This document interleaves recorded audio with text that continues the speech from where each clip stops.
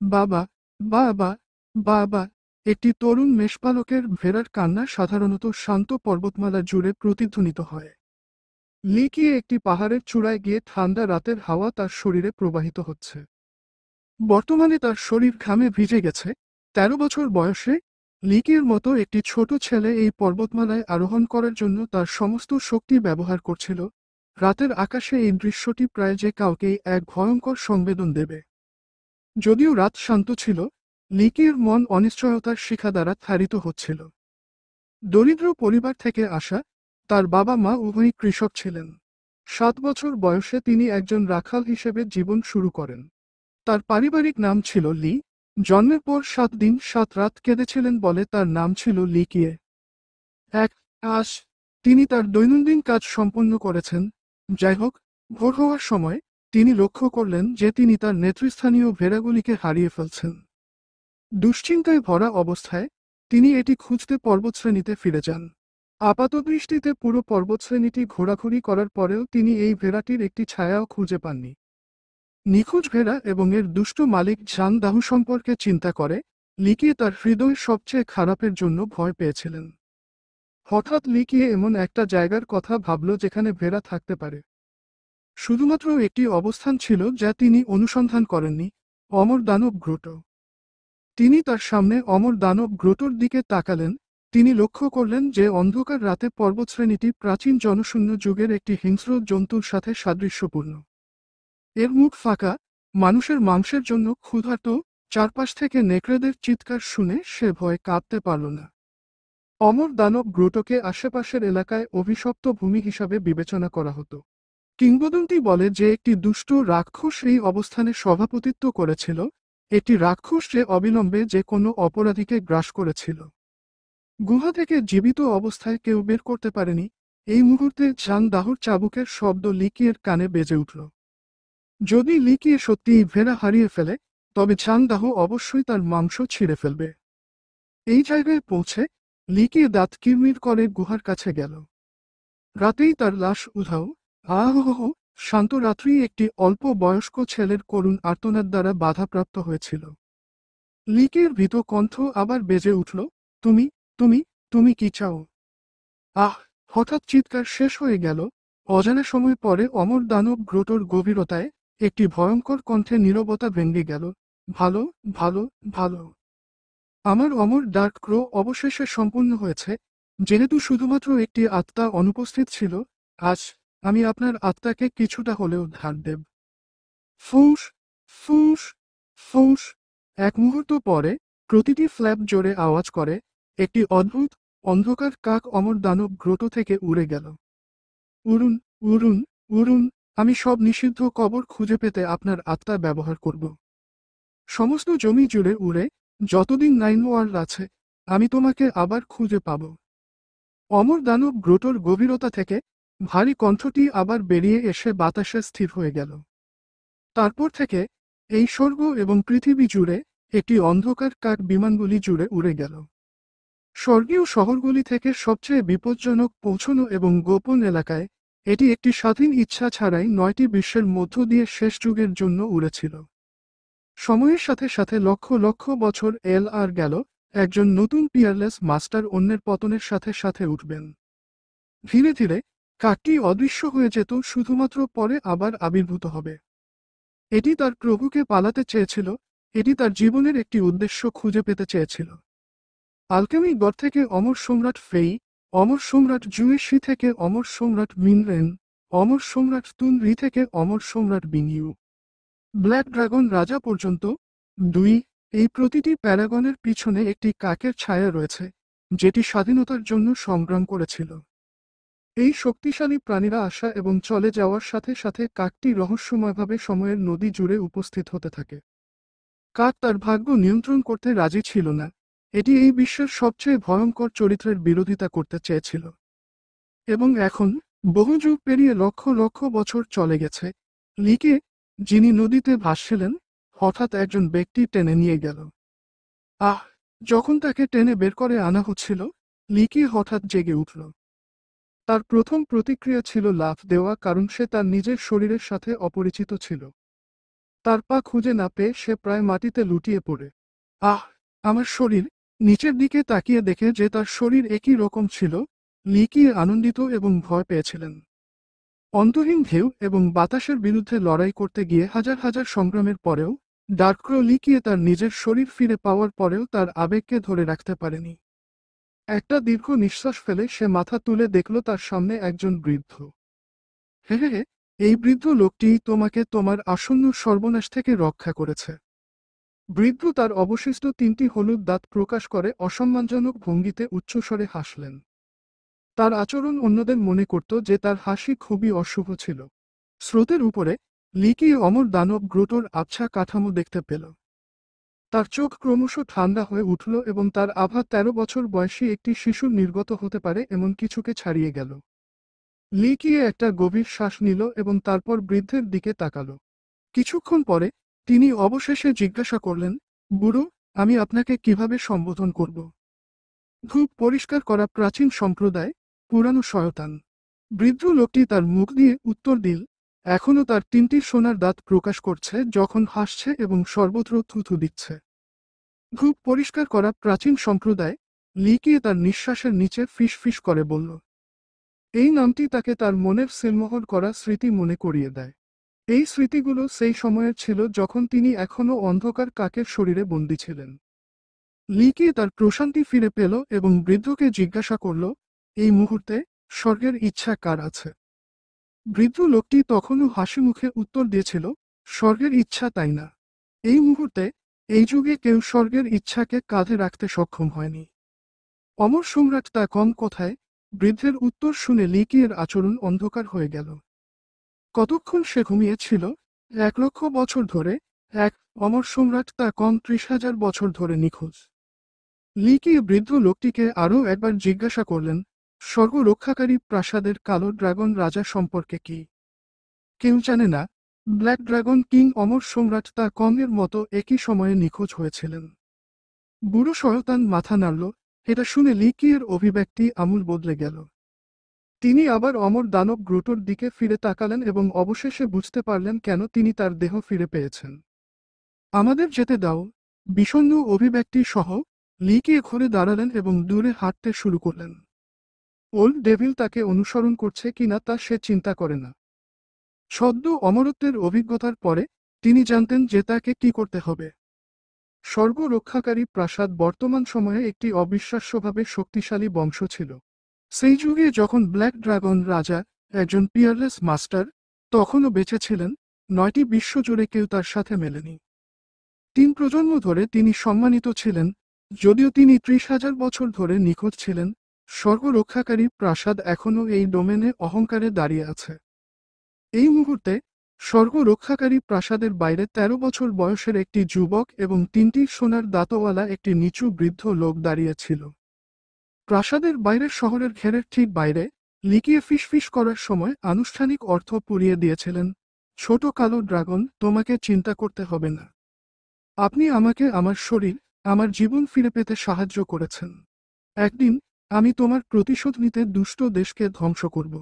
অনুষ্ঠান শেষ হওয়ার পর লিকিয়ে তার সামনে স্বর্গ রক্ষাকারী প্রাসাদের দিকে তাকিয়ে রইলেন। দৃশ্য তখনও একই ছিল, কিন্তু মানুষ আর নেই, সবকিছু বিদেশি হয়ে গেছে। তিনি লিটল ব্ল্যাক ড্রাগনের সাথে পুরনো দিনের কথা মনে করিয়ে দিয়েছিলেন। তাদের প্রচেষ্টার মাধ্যমে এই শহরটিকে মাটি থেকে উপরে তৈরি করার স্মৃতি তার মনে তাজা ছিল। দুর্ভাগ্যবশত 30,000 বছর পরে অনেকেই পর্দার আড়ালে লুকিয়ে থাকা অন্ধকার কাকের কথা মনে রাখেনি। আরে, আসুন আমরা ক্লিনজিং ধূপ প্রাচীন সম্প্রদায়ে ফিরে যাই। এই সময়ে বৃদ্ধ লোকটি লিকিয়ের দিকে তাকালেন এবং তার 3টি চকচকে সোনালি দাঁত প্রকাশ করার সময় তার উদ্দেশ্য বলেছিলেন। আমাদের যেতে দাও। লিকিয়ে শান্তভাবে মাথা নাড়ল। এই বৃদ্ধ মানুষটি যতই বিখ্যাত বা রহস্যময় হোক না কেন, তার উৎপত্তি লিকিয়েকে অবাক করতে পারেনি। লিকিয়ে অগণিত অসুবিধার সম্মুখীন হয়েছিল এবং তার আত্মা লক্ষ লক্ষ বছর ধরে অন্ধকার কাকের ভিতরে আটকে ছিল। যুগের পর যুগ তিনি অমর সম্রাটদের সাথে কাঁধে কাঁধ মিলিয়ে হেঁটেছেন এবং আলকেমি ঈশ্বরের সাথে বন্ধুত্ব করেছেন, তাই আসলে কি তাকে অবাক করতে পারে? তারা যখন চলে যাচ্ছিল, তখন একটি অত্যন্ত মার্জিত এবং সুন্দরী মেয়ে প্রাসাদ থেকে বেরিয়ে এল। তিনি স্বর্গের একজন দেবদূতের মতো, অন্য জগতের দেবী। যে মুহূর্তে তিনি বেরিয়েছিলেন, তিনি অজান্তেই অনুষ্ঠান থেকে আগুনের অবশিষ্টাংশ এবং এর পাশে কিছু রহস্যময় চিহ্ন লক্ষ্য করেছিলেন। এই চিহ্নগুলি দেখার পরে তার অভিব্যক্তি ব্যাপকভাবে পরিবর্তিত হয়েছিল। এখন এখানে কে একটি অনুষ্ঠান করছিল? কাছাকাছি একজন বৃদ্ধ ভৃত্য অবিলম্বে তথ্য খোঁজার জন্য আশেপাশে গিয়েছিল এবং ফলাফল নিয়ে ফিরে এসেছিল। শহরের রক্ষীরা বলে যে একজন বৃদ্ধ এবং ১৩ বছর বয়সী একটি যুবক এই মুহূর্তে এখানে ছিল। তারা আনুষ্ঠানিক অর্থ পুড়িয়ে দিচ্ছিল। মেয়েটি তার আদেশ জারি করে, তাড়ান দিন এবং অবিলম্বে তাদের খুঁজে বের করুন। আপনার মহামান্য এই মুহূর্তে ঈশ্বরের পাহাড়ে যাওয়ার কথা। বৃদ্ধ ভৃত্য ইতস্তত করল। দেবী মৃদু চিৎকার করে বললেন, ওদের খুঁজুন। তারপরে তার দেহটি অদৃশ্য হয়ে যায় যখন সে দুটিকে খুঁজে বের করতে মহাকাশে উড়ে যায়। শেষ পর্যন্ত তিনি তাদের খুঁজে পেতে অক্ষম ছিল। খোঁজাখুঁজির পর তিনি হতাশ হয়ে প্রাসাদে ফিরে আসেন। আগুনের পাশের প্রতীকগুলি তার মাথায় রয়ে গেছে।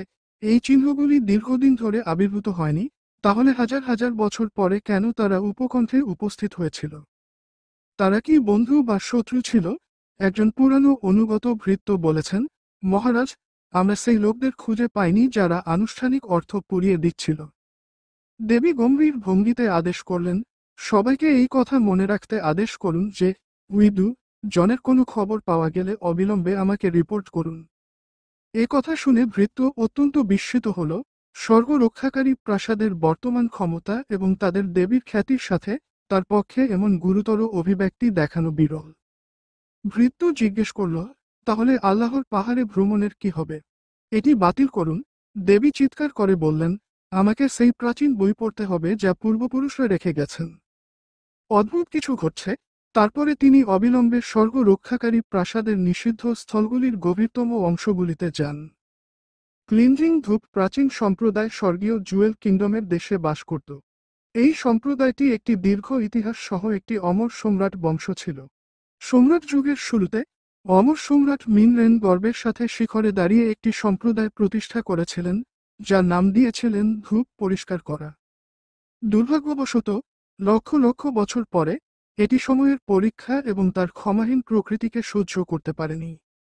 সম্প্রদায়টি আর অমর সম্রাট পদমর্যাদার ছিল না এবং অতীতের মতো আর জমি শাসন করতে পারে না। যতই চেষ্টা করা হোক না কেন, এটি তাদের প্রাচীন গৌরব পুনরুদ্ধার করতে পারেনি বা তাদের নিরলস ও ধীরগতির মৃত্যুকে আটকাতে পারেনি। প্রবীণ, আমার কাছে খারাপ খবর আছে। একজন নশ্বর বলেছেন যে তিনি চান যে আমরা তাকে প্রধান শিষ্য হিসাবে গ্রহণ করি। একজন শিষ্য তাড়াহুড়ো করে ক্লিনজিং ইনসেন্সেন্ট সেক্টর প্রথম প্রবীণকে রিপোর্ট করলেন যখন এই প্রবীণ বাইরে পা রাখছিলেন, তাকে পাহাড় থেকে লাথি মারো। একটি নশ্বর তাদের সম্প্রদায়ের প্রধান শিষ্য হতে চান। একটি প্রধান শিষ্য অবশ্যই, যখন এই সম্প্রদায়ের প্রধান হয়ে উঠতে পারে। বর্তমানে প্রথম প্রবীণ এই বিষয়গুলির যত্ন নিতে পারে, কিন্তু তাকে পুরানো শয়তান দ্বারা সুপারিশ করা হয়েছিল। সেজন্যই কি তিনি একজন মর্তের সুপারিশ করছেন? পুরানো শয়তান সম্প্রদায়ের ছিল। কিন্তু এই বৃদ্ধ লোকটি এই গিজারটিকে চিনতে চায়নি, যদিও এই বৃদ্ধটি তার কাছে তিনটি ভালো গুণ ছিল: পতিতালয়ে অর্থ ব্যয় করা, মিথ্যা বলা এবং বোকা বানানোর ক্ষেত্রে খুব ভালো ছিল এটা যে তিনি পূর্ববর্তী সম্প্রদায়ের মাস্টারের জারদ সন্তান ছিলেন। এই কারণেই যখন শেষ সম্প্রদায়ের মাস্টার মারা যান, তখন তিনি পুরানো শয়তানকে দেখাশোনা করতে বলেন 2 প্রজন্ম আগে এই সম্প্রদায়ের মাস্টারের কাছ থেকে একটি জারদ, কারণ তার কাছে এই আবর্জনার অংশটি গ্রহণ করা ছাড়া আর কোন উপায় ছিল না এবং পূর্ববর্তী সম্প্রদায়ের মাস্টার মারা যাওয়ার আগে তিনি অনিচ্ছাকৃতভাবে তার যত্ন নেন। বর্তমান সম্প্রদায়ের মাস্টারকেও ওল্ড ডেভিলের যত্ন নিতে বলেছেন। তার পিতা যেই হন না কেন, পুরো সম্প্রদায় এবং তার উচ্চপদস্থ লোকদের বৃদ্ধের প্রতি কোন ভালোবাসা ছিল না। তারা ওল্ড ডেভিলের চরিত্র সম্পর্কে অপ্রস্তুত শব্দগুলিকে ঘৃণা করত এবং বিশ্বের গুজবকে পাত্তা দেয়নি। প্রবীণ থেকে সর্বনিম্ন পদমর্যাদার শিষ্য সমগ্র সম্প্রদায় এই বৃদ্ধকে বিনা চাষাবাদে স্বাগত জানায়নি। প্রথম প্রবীণ বিরক্তিতে চিৎকার করে বলে উঠলেন, তাহলে কি হবে যদি ওল্ড ডেভিলের সুপারিশ হয়? পাহাড় থেকে নশ্বরকে লাথি মেরে দাও। এই ঘটনার দ্বারা তার সকাল এবং ভালো মেজাজ নষ্ট হয়ে গেছে। কিন্তু কিন্তু তিনি বলেছিলেন যে তার কাছে পুরানো শয়তানের কাছ থেকে ক্লিনজিং ধূপ প্রাচীন অর্ডার আছে। শিষ্য আবার ভয়ে তোতলাল, ধূপ পরিষ্কার করা প্রাচীন আদেশ। এই কথাগুলো শুনে প্রথম প্রবীণের অভিব্যক্তি অন্ধকার হয়ে গেল। শান্তভাবে পরিস্থিতি বিবেচনা করার পরে তিনি দ্রুত আদেশ দেন, সকল প্রবীণদের একত্র করুন এবং নশ্বরকে গ্র্যান্ড চেম্বারের বাইরে অপেক্ষা করতে বলুন। ক্লিনজিং ধূপ প্রাচীন সম্প্রদায়ের মোট 6 জন প্রবীণ ছিল। 4টি শব্দ, ক্লিনজিং ইনসেন্স অ্যানশিয়েন্ট অর্ডার, শুনে বাকি 5 জন দ্রুত মিটিংয়ে চলে এলো। এই সম্প্রদায়ের পিতৃপুরুষ ছিলেন অমর সম্রাট মিনরেন, যিনি এই 3টি আদেশকে রেখে গেছেন। 2টি সম্প্রদায় দ্বারা পুনরুদ্ধার করা হয়েছিল, কিন্তু তৃতীয়টি পুরানো শয়তানের হাতে পড়েছিল। পুরাতন শয়তানের যত্ন নেওয়ার জন্য পূর্ববর্তী সম্প্রদায়ের মাস্টারের অনুরোধের বাইরে বৃদ্ধরা তার বিরুদ্ধে অসহায় হওয়ার দ্বিতীয় কারণটি ছিল কারণ তিনি শেষ আদেশের অধিকারী ছিলেন। আদেশটি অমর সম্রাট মিনরেনের প্রতিনিধিত্ব করেছিল, ধারক পরিষ্কার ধূপ প্রাচীন সম্প্রদায় থেকে কিছু অনুরোধ করতে পারে। ক্লিনজিং ইনসেন্সেন্ট সেক্টর গ্র্যান্ড চেম্বারের বসে সোনার ধোঁয়ায় আবৃত একটি অধরা মূর্তির দিকে তাকিয়ে থাকা লিকিয়ে অতীতের অনেক গল্প স্মরণ করতে পারলেও সাহায্য করতে পারেনি। অমর সম্রাট মিনরেনের মূর্তিটি এই অবস্থানের সর্বোচ্চ স্থানে শক্তিশালী ছিল। যদিও অনেক বছর কেটে গেছে, মূর্তিটি এখনও একটি প্রাচীন আভা বহন করে যা আপাতদৃষ্টিতে 9টি আকাশ ভেদ করতে সক্ষম। দর্শকরা এই মূর্তিটিকে পূজা করা ছাড়া সাহায্য করতে পারেনি। মনে হচ্ছিল সম্রাট আসলে তাদের সামনে লিকিয়ে এই মূর্তির দিকে তাকিয়ে থাকাকালীন তার অনুভূতিগুলি কিভাবে বর্ণনা করবেন তা জানতেন না। সম্রাট চলে গেলেন, কিন্তু লিকিয়ে এখনও বেঁচে ছিলেন এবং চিরকাল থাকবে। যদিও সে তার লক্ষ্য অর্জন করেছিল এবং তার দেহ ফিরে পেয়েছিল, তার পুরনো চেনা জানা সব ধীরে ধীরে কালের নদীতে বিলীন হয়ে গিয়েছিল। লিকে স্মরণ করেন যে যখন প্রাচীন মিং যুগের সমাপ্তি ঘটছিল এবং সম্রাটদের যুগ শুরু হয়েছিল, তখনও তার আত্মা অন্ধকার কাকের দেহে আটকে ছিল। এবং এখন তিনি এই নতুন যুগে ছিলেন, একটি যুগ যেখানে তিনি অস্থায়ীভাবে সংগ্রামের অনন্তকালের পরে অমর দানব গ্রোট থেকে তার বিচক্ষণতা এবং নিজের নিয়ন্ত্রণ ফিরে পেয়েছিলেন। যখন তিনি প্রথম অমর সম্রাট মিনরেনের সাথে দেখা করেছিলেন, মিনরেন তখনও একটি ছোট ছেলে ছিলেন যিনি মার্শাল আর্টের প্রেমে পড়েছিলেন, এমন একজন যিনি গ্র্যান্ড চাষের জগতের কোন জ্ঞান রাখেননি। এখন এবং যখন তিনি অমর সম্রাট মিনরেনকে চাষাবাদের জগতে নেতৃত্ব দিয়েছিলেন তার মধ্যে সময় ইতিমধ্যেই অনেক, বহু বছর। বহু প্রজন্মের বিশেষজ্ঞরা আবির্ভূত হয়েছিলেন এবং সময়ের রহস্যময় সমুদ্রের মধ্যে অদৃশ্য হয়েছিলেন। অসাবধানতাবশত মূর্তির নিচের বেদির পাশে অবসিডিয়ান রঙের কাঠের লাঠির দিকে তাকিয়ে লিকিয়ে সাহায্য করতে পারেনি, কিন্তু এটি দেখে কিছুটা হাসতে পারে। এত বছর পরেও লাঠির অস্তিত্ব আছে বলে তিনি বিশ্বাস করতে পারছিলেন না। অতীতে তিনি এটির দুর্দান্ত ব্যবহার করেছিলেন এবং অমর সম্রাট সহ উদ্যমী শিশুদের দলকে শৃঙ্খলাবদ্ধ করেছিলেন, যতক্ষণ না তারা তাদের পিতা ও মাতার জন্য কাজ ছিল। এই মুহূর্তে ধূপ পরিষ্কার করা প্রাচীন সম্প্রদায়ের 6 জন প্রবীণ সবাই জড়ো হয়েছিল। যদিও তারা বৃদ্ধ হয়েছিলেন, তবু তাদের রক্তের শক্তি তাদের দেহের চারপাশে উজ্জ্বল আলো সহ রংধনুর মতো স্পষ্ট ছিল। যদিও ক্লিনজিং ধূপ প্রাচীন সম্প্রদায় প্রত্যাখ্যান করেছিল, তবুও এটি একটি অমর সম্রাট বংশ ছিল। যদি প্রবীণরা স্বর্গীয় জুয়েল কিংডম থেকে খেতাবগুলি গ্রহণ করেন, তবে তারা সকলেই নায়কদের নামকরণ করা হবে। এই মুহূর্তে এই 6 জন প্রবীণের তীক্ষ্ণ দৃষ্টি লিকিয়ের দিকে স্থির ছিল, যেন তারা তার গোপনীয়তা উন্মোচন করতে চেয়েছিল। যাই হোক, লিকিয়ে শান্ত ছিলেন এবং এই অস্বস্তিকর পরিবেশে চুপচাপ বসেছিলেন। অবশেষে প্রথম প্রবীণ গম্ভীরভাবে জিজ্ঞাসা করলেন, কোথায় ধূপ পরিষ্কার করার প্রাচীন আদেশ? আদেশটি অত্যন্ত গুরুত্বপূর্ণ ছিল কারণ এটি তাদের প্রতিষ্ঠাতা অমর সম্রাট দ্বারা রেখে যাওয়া একটি বস্তু ছিল।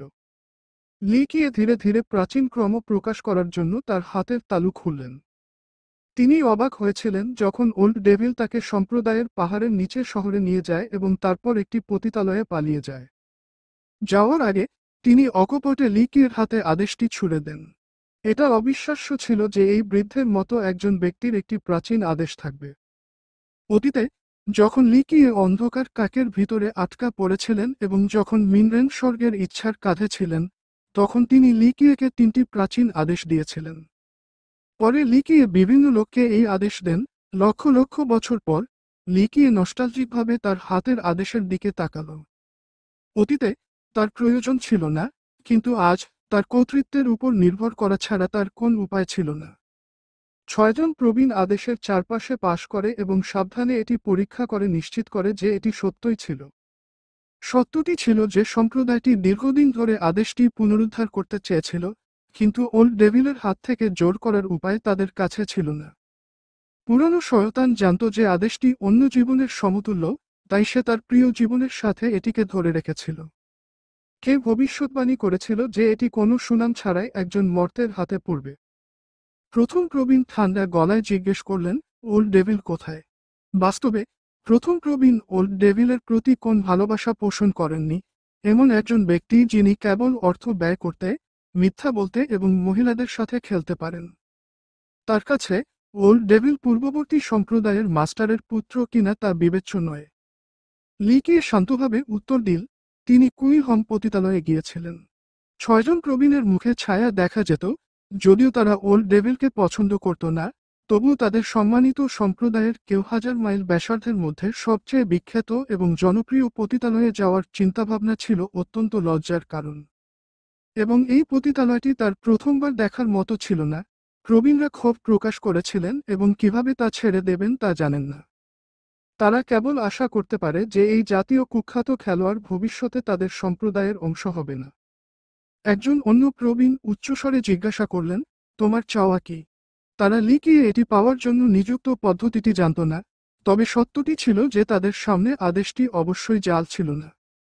লিকিয়ে ধীরে ধীরে প্রতিক্রিয়া জানালেন, আমি শুনেছি যে সম্প্রদায়ের প্রধান শিষ্যের অবস্থান এখনও অব্যক্ত। যেহেতু ওল্ড ডেভিল আমার প্রতিভার কারণে আমাকে আন্তরিকভাবে সুপারিশ করেছিল, তাই এই পদটি চাওয়া ছাড়া আমার আর কোন বিকল্প নেই। তার উত্তর শুনে ছয়জন প্রবীণ ওল্ড ডেভিলকে অভিশাপ দিতে লাগলেন। সেই জারোস, তার কি অধিকার ছিল কাউকে তাদের সম্প্রদায়ের প্রধান শিষ্য হওয়ার সুপারিশ করার? এটি একটি অত্যন্ত গুরুত্বপূর্ণ অবস্থান ছিল, তাই সম্প্রদায়টিকে সাবধানে সঠিক ব্যক্তি নির্বাচন করতে হয়েছিল। না হলে জায়গাটা আগেই দখল হয়ে যেত। একজন প্রবীণ ঠান্ডা গলায় বলেছিলেন, প্রধান শিষ্যের অবস্থানকে রসিকতা হিসাবে বিবেচনা করবেন না। আমি জানি। লিকিয়ে শান্তভাবে এবং ধীরে ধীরে ভয় ছাড়াই তার কথাগুলি উচ্চারণ করেছিলেন, তবে যে ব্যক্তি আদেশটি বহন করে তার যে কোনো অনুরোধ করার অধিকার রয়েছে। এটি অমর সম্রাট মিন রেনের দ্বারা প্রতিষ্ঠা নিয়ম ছিল। প্রথম প্রবীণ একটি হুমকিমূলক প্রশ্ন দিয়ে বাধা দিয়েছিলেন, আপনি যদি এই আদেশটি পাওয়ার জন্য একটি গোপন পদ্ধতি ব্যবহার করেন। এই অবস্থানটি এমন কিছু ছিল না যা নিয়ে রসিকতা করা যেতে পারে বা কোনো চিন্তা ছাড়াই দেওয়া যেতে পারে। লিকি একটি আধিপত্যপূর্ণ ভঙ্গিতে উত্তর দিয়েছিলেন, আমি বুঝতে পেরেছি। প্রবীণরা ভয় পায় যে আমি হয়তো ওল্ড ডেভিলের হাত থেকে আদেশ জোরদার করার জন্য অসৎ উপায় ব্যবহার করেছি। যেহেতু আপনি ছয়জন আমাকে বিশ্বাস করেন না, আপনি নিশ্চিত করার জন্য কুইহম পতিতালয়ে লোক পাঠাতে পারেন। তাদের হৃদয়ের গভীরে প্রবীণরা যখনই কুইহম পতিতালয় নামটি শুনেছিল তখনই তারা বেদনায় চিৎকার করেছিল। শেষ পর্যন্ত লিকি যা বলেছেন তা নিশ্চিত করার জন্য শিষ্যদের পাঠানো ছাড়া তাদের কোন উপায় ছিল না। এক মুহূর্ত পরে একজন শিষ্য নিশ্চিত করেছেন যে লিকির কথাগুলি সত্যই ছিল। শিষ্যটি এখনই মেয়েদের সাথে ওল্ড ডেভিলের আনন্দদায়ক এবং বেয়াদব পরিস্থিতি সম্পর্কে তথ্য ত্যাগ করার যথাসাধ্য চেষ্টা করেছিল। তা না হলে বড়রা হয়তো পাগল হয়ে যেত। তারা যেমনই হোক না কেন, প্রবীণদের পিতৃকর্তার দেওয়া নিয়মগুলি অনুসরণ করতে হয়েছিল। এমনকি যদি ক্লিনজিং খুব প্রাচীন সম্প্রদায়ের পতন ঘটে, তবুও তাদের বংশ এখনও একজন অমর সম্রাটের মতোই ছিল। সুতরাং তারা তাদের পূর্বপুরুষের রেখে যাওয়া সুনামকে অসম্মান করতে পারেনি। শেষ পর্যন্ত প্রাচীনরা একটি আদেশ জারি করেছিল, সত্যের আয়না বের করে আনো। লিকের শরীরে ট্রুথ মিরর জ্বলে উঠল। যে কোন মানুষ চাষাবাদের উদ্দেশ্যে কোন সম্প্রদায়ে যোগদান করতে চেয়েছিলেন তাকে এই ধরনের আয়না দিয়ে বিচার করতে হবে। এটি একজনের শরীর, জীবন চাকা এবং ভাগ্যের প্রাসাদের জন্য পরীক্ষা করে। আয়নার মধ্যে লিকির প্রতিবিম্ব দেখা গেল। এটি একটি ধোঁয়াটে, অস্থির ছায়া যা মনে হচ্ছিল যেন এক মুহূর্তে অদৃশ্য হয়ে যাবে। এই প্রতিবিম্বের মাথার পিছনে একটি মায়াময় রক্তের আলো দেখা গেল, এবং এই হ্যালোর উপরে একটি ম্লান আলো ছিল, উভয়ই অত্যন্ত দুর্বল। একটি নশ্বর দেহ, একটি নশ্বর জীবনের চাকা, এবং তার ভাগ্য দেখায় যে তার একটি নশ্বর ভাগ্য প্রাসাদ রয়েছে। শিষ্য লিকিয়ের সহজাত প্রতিভা এবং শারীরিক অবস্থার উপর ট্রুথ মিররের অনুসন্ধানগুলি রিপোর্ট করেছেন। প্রতিটি মানুষের একটি দেহ, জীবন চাকা এবং ভাগ্য প্রাসাদ ছিল। শরীর সরাসরি একজনের শারীরিক শক্তিকে প্রভাবিত করে, জীবন চাকা একজনের দীর্ঘায়ু নির্দেশ করে, এবং ভাগ্য প্রাসাদ চাষের জন্য একজনের সহজাত প্রতিভা দেখায়। লিকের নশ্বর দেহ, নশ্বর জীবনের চাকা এবং নশ্বর ভাগ্য প্রাসাদ প্রবীণদের নীরব করে দিয়েছে। তিনি পুরুষদের মধ্যে সবচেয়ে গড় ছিলেন। সম্প্রদায়টি বাইরে গিয়ে রাস্তা থেকে যে কোনো সাধারণকে ধরে ফেলতে পারে এবং তাদেরও একই প্রতিভা থাকবে। আপনি যদি ক্লিনজিং ধূপ প্রাচীন সম্প্রদায়ের প্রধান শিষ্য হতে চান, তাহলে রাজা এবং সেন্ট ফিজিক্সের কথা ভুলে যান। অন্ততপক্ষে আপনার একটি জিয়ান্টিয়ান ফিজিক থাকতে হবে। আপনার জীবনের চাকাও একই স্তরের কাছাকাছি হতে হবে। আপনার ক্ষমতা এই পদের জন্য উপযুক্ত নয়। প্রথম প্রবীণ সরাসরি লিকে প্রত্যাখ্যান করেছিলেন। আমি আমার প্রতিভা সম্পর্কে সচেতন। লিকে এটি নিয়ে খুব বেশি ভাবতে চাননি এবং আকস্মিকভাবে বলেছিলেন, কিন্তু আমি এখনও প্রধান শিষ্য হতে চাই। তুমি, এই কথাগুলো শুনে প্রবীণরা খুব বিরক্ত হলেন। এই ব্যক্তি সাধারণ শিষ্য হওয়ার যোগ্যও ছিলেন না, প্রধান শিষ্য তো বটেই। এটি ছিল সবচেয়ে অযৌক্তিক অনুরোধগুলির মধ্যে একটি যা তারা কখনো শুনেছিল। আমি বিশ্বাস করি যে অমর সম্রাটের বংশধররা তাদের কথায় ফিরে যাবে না বা পূর্বপুরুষের নিয়ম লঙ্ঘন করবে না এবং সম্প্রদায় এবং বংশের জন্য লজ্জা বয়ে আনবে না। লিকি তার হাতে আদেশটি নিয়ে চারপাশে খেলেন এবং ধীরে ধীরে চালিয়ে যান। যদি এই আদেশটি অন্যের হাতে পড়ে তবে ফলাফলটি অকল্পনীয় হবে। একথা শুনে ছয়জন প্রবীণের ভাব জমে গেল। প্রথম প্রবীণ তার দিকে তাকিয়ে ঠান্ডাভাবে জবাব দিলেন, এমনকি এমন ঘটনা ঘটলেও যে কেউ আমাদের সম্প্রদায়ের প্রধান শিষ্য হতে চায় তাকে সব দিক থেকে পরীক্ষা করতে হবে। এটি তাদের উৎস থেকে তাদের পটভূমির পাশাপাশি তাদের সহজাত প্রতিভা পর্যন্ত বিস্তৃত। সর্বোপরি, সম্প্রদায় একজন অযোগ্য প্রার্থীকে অবস্থান নিতে দেবেন না। এটা তোমার সমস্যা। লিকে ছয়জন প্রবীণদের দিকে তাকিয়ে বললেন, আপনি যদি মনে করেন যে অন্য একটি সম্প্রদায় আমাকে আপনার অমর সম্রাটের ঐতিহ্য চুরি করতে পাঠিয়েছে, তাহলে আমি আপনাকে বলি যে আমার প্রধান শিষ্য হওয়ার দরকার নেই। এই পুণ্যময়ী আদেশের কারণে আমি কেবল তাদের চাইতে পারি। প্রধান শিষ্য হয়ে বিরক্ত করার কোন প্রয়োজন হবে না। এটা তোমার আমার থেকে ভালো জানা উচিত। আমি যদি সম্প্রদায়ের ক্ষতি করতে চাই তবে এই আদেশের শক্তিতে এটি একটি কঠিন কীর্তি হবে না। লিকের কথায় প্রবীণরা একে অপরের দিকে তাকালো। যদিও তারা কিছুটা দ্বিধাগ্রস্ত ছিল, তারা লিকে পুরোপুরি বিশ্বাস করেনি। তিনি ঠিক কারণ ছাড়া নয়। এল্ডার কাও, ছয়জন প্রবীণের মধ্যে একজন, ধীরে ধীরে প্রতিক্রিয়া জানিয়েছিলেন, যদি আদেশটি বাইরে ঘুরে বেড়াতে থাকে, তবে এটি কি আমাদের জন্য একটি গোপন বিপদ হবে না? আমরা আদেশ দিয়ে কাউকে প্রত্যাখ্যান করতে পারি না, তাই আমরা তার অনুরোধও মেনে নিতে পারি। প্রথম প্রবীণ ঠান্ডা গলায় উত্তর দিলেন, ব্যাপারটা হালকাভাবে নেওয়া যায় না। অন্য একজন প্রবীণ ভাবলেন, অতীত থেকে এখন পর্যন্ত প্রধান শিষ্য সর্বদা সরাসরি ধর্মগুরুর অধীনস্থ শিষ্য। খুব পরিষ্কার করা প্রাচীন সম্প্রদায় ভারতের সবচেয়ে বড় বিনিময়ে সেরা প্রতিকূলতা এবং সবচেয়ে বড় বোনাস। এখনই বাজি ধরুন। ইউনো 247.c ও প্রথম প্রবীণ, যদিও খুব অসন্তুষ্ট, তখনও একটি প্রতিক্রিয়া জানাতে পেরেছিলেন। 3 দিন পরে, পূর্বপুরুষদের সম্মান করার পরে, আপনি আনুষ্ঠানিকভাবে আমাদের সম্প্রদায়ের প্রধান শিষ্য হবেন। লিকিয়ে তখনও বিস্ময়ের চিহ্ন ছাড়াই সেখানে বসেই ছিল। তিনি কেবল উচ্চস্বরে হেসেছিলেন, আমি প্রধান শিষ্য হয়ে উঠলে আমার ব্যক্তিগত সুরক্ষার জন্য একটি বা দুটি অস্ত্রের নিশ্চয়তা দেওয়া উচিত, তাই না? এই ভারী পরিবেশে তিনি কতটা আরামদায়ক ছিলেন তা দেখে সকল প্রবীণরা অবাক হয়েছিলেন। শেষ পর্যন্ত, ছেলেটির বয়স মাত্র 13 বছর, কিন্তু তার শান্ত আচার আচরণ এক অত্যাচারীর মতো ছিল যে তাদের নিয়ন্ত্রণে সবকিছু নিয়ে একটি গোলকের আধিপত্য বিস্তার করেছিল। তার মতো একজন নশ্বর মানুষের এত সাহসী মনোভাব কিভাবে হতে পারে?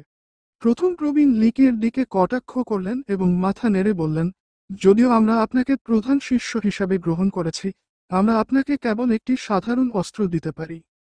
আপনি যদি একটি শক্তিশালী ধন বা অমর সম্রাট মেধা আইন চান, তাহলে আপনাকে এই সম্প্রদায়ে অবদান রাখতে হবে। লিকে শুধু হাসল। তার লক্ষ্য অবশ্যই একটি অমর সম্রাট মেধা আইন বা একটি পিয়ারলেস কৌশল ছিল না। তার আসল লক্ষ্য ছিল পিঠের উপর শুয়ে থাকা কালো কাঠের লাঠি। লাঠির দিকে দৃষ্টি সরিয়ে রেখে লিকিয়ে চাপ দিল, ঠিক আছে, আমি সেই কাঠের লাঠিটা চাই। ওই কাঠের লাঠি। বিস্ময়ে কেঁপে উঠল 6 বৃদ্ধের শরীর।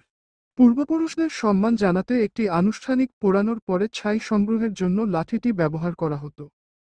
এটি সর্বদাই ছিল, এবং কারোরই এতে আগ্রহ ছিল না। প্রবীণরা ভেবেছিলেন যে লিকিয়ে তার নতুন স্ট্যাটাস ব্যবহার করে ধন চাইবেন, কিন্তু তিনি কেবল একটি কাঠের লাঠি চেয়েছিলেন। এই অনুরোধ তাদের প্রত্যাশার বাইরে ছিল। লিকি একটি সংযত ভঙ্গিতে বক্তৃতা করেন, যেহেতু আমি প্রধান শিষ্য, তাই আমার অবস্থান সম্মানের যোগ্য। লাঠিটি গ্র্যান্ড চেম্বারের অন্তর্গত, এবং এটি সমগ্র সম্প্রদায়ের পূর্বপুরুষ গ্র্যান্ড চেম্বার। এটি ক্লিনজিং ধূপ প্রাচীন সম্প্রদায়ের শক্তির প্রতিনিধিত্ব করে, তাই এটি প্রধান শিষ্য হিসাবে আমার বর্তমান অবস্থানের যোগ্য। লিকের যুক্তি শোনার পর 6জন প্রবীণ চোখ মেলে একে অপরের দিকে তাকালেন। তারা মনে মনে ভাবল, এই বোকা ব্র্যাড এবং সেই ধার্মিক প্লেবয় ওল্ড ডেভিল অবশ্যই একত্রিত, ঠিক যেমন একটি বলদ আরেকটি ষাঁড় খুঁজতে থাকে যখন একটি ঘোড়া আরেকটি ঘোড়া খুঁজে পায়। এক মূর্খ লোকেরা এখানে একত্রিত হওয়ার অর্থ হবে, তাই হোক, আমরা আপনাকে এই লাঠিটি অর্পণ করব। প্রথম প্রবীণ লিকেকে এই অর্থহীন লাঠিটি দিতে পেরে খুশি হয়েছিলেন, যদি এর অর্থ হয় যে তাকে লিকের অবিরাম বকবক আর শুনতে হবে না। তার কাছে এই লাঠিটি ছিল ছাই সরানোর জন্য একটি সাধারণ কাঠের লাঠি। তারা লিকেকেও দিতে পারে। মাননীয় প্রবীণদের অনেক ধন্যবাদ। লিকিয়ে সেই কথাগুলোর জন্য অধীর আগ্রহে অপেক্ষা করছিলেন। তার মুখ থেকে কথা বের হওয়ার আগেই তার হাত লাঠিটি ধরে আছে।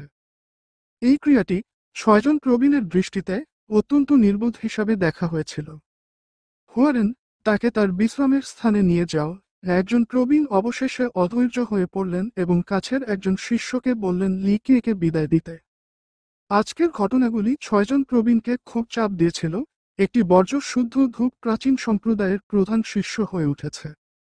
এমনকি যদি এই সম্প্রদায়টি তার গৌরবময় দিনগুলি অতিবাহিত করেছিল, তবে এটি একজন মানুষের বর্জ্যকে প্রধান শিষ্য হিসাবে গ্রহণ করার মতো নিঃস্ব ছিল না।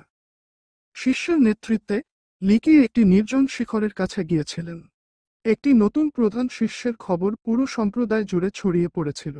উচ্চ পর্যায়ের লোকেরা অসন্তুষ্ট ছিল, কিন্তু প্রাচীন নিয়মের কারণে তারা এই বিষয়ে কিছু করতে পারেনি।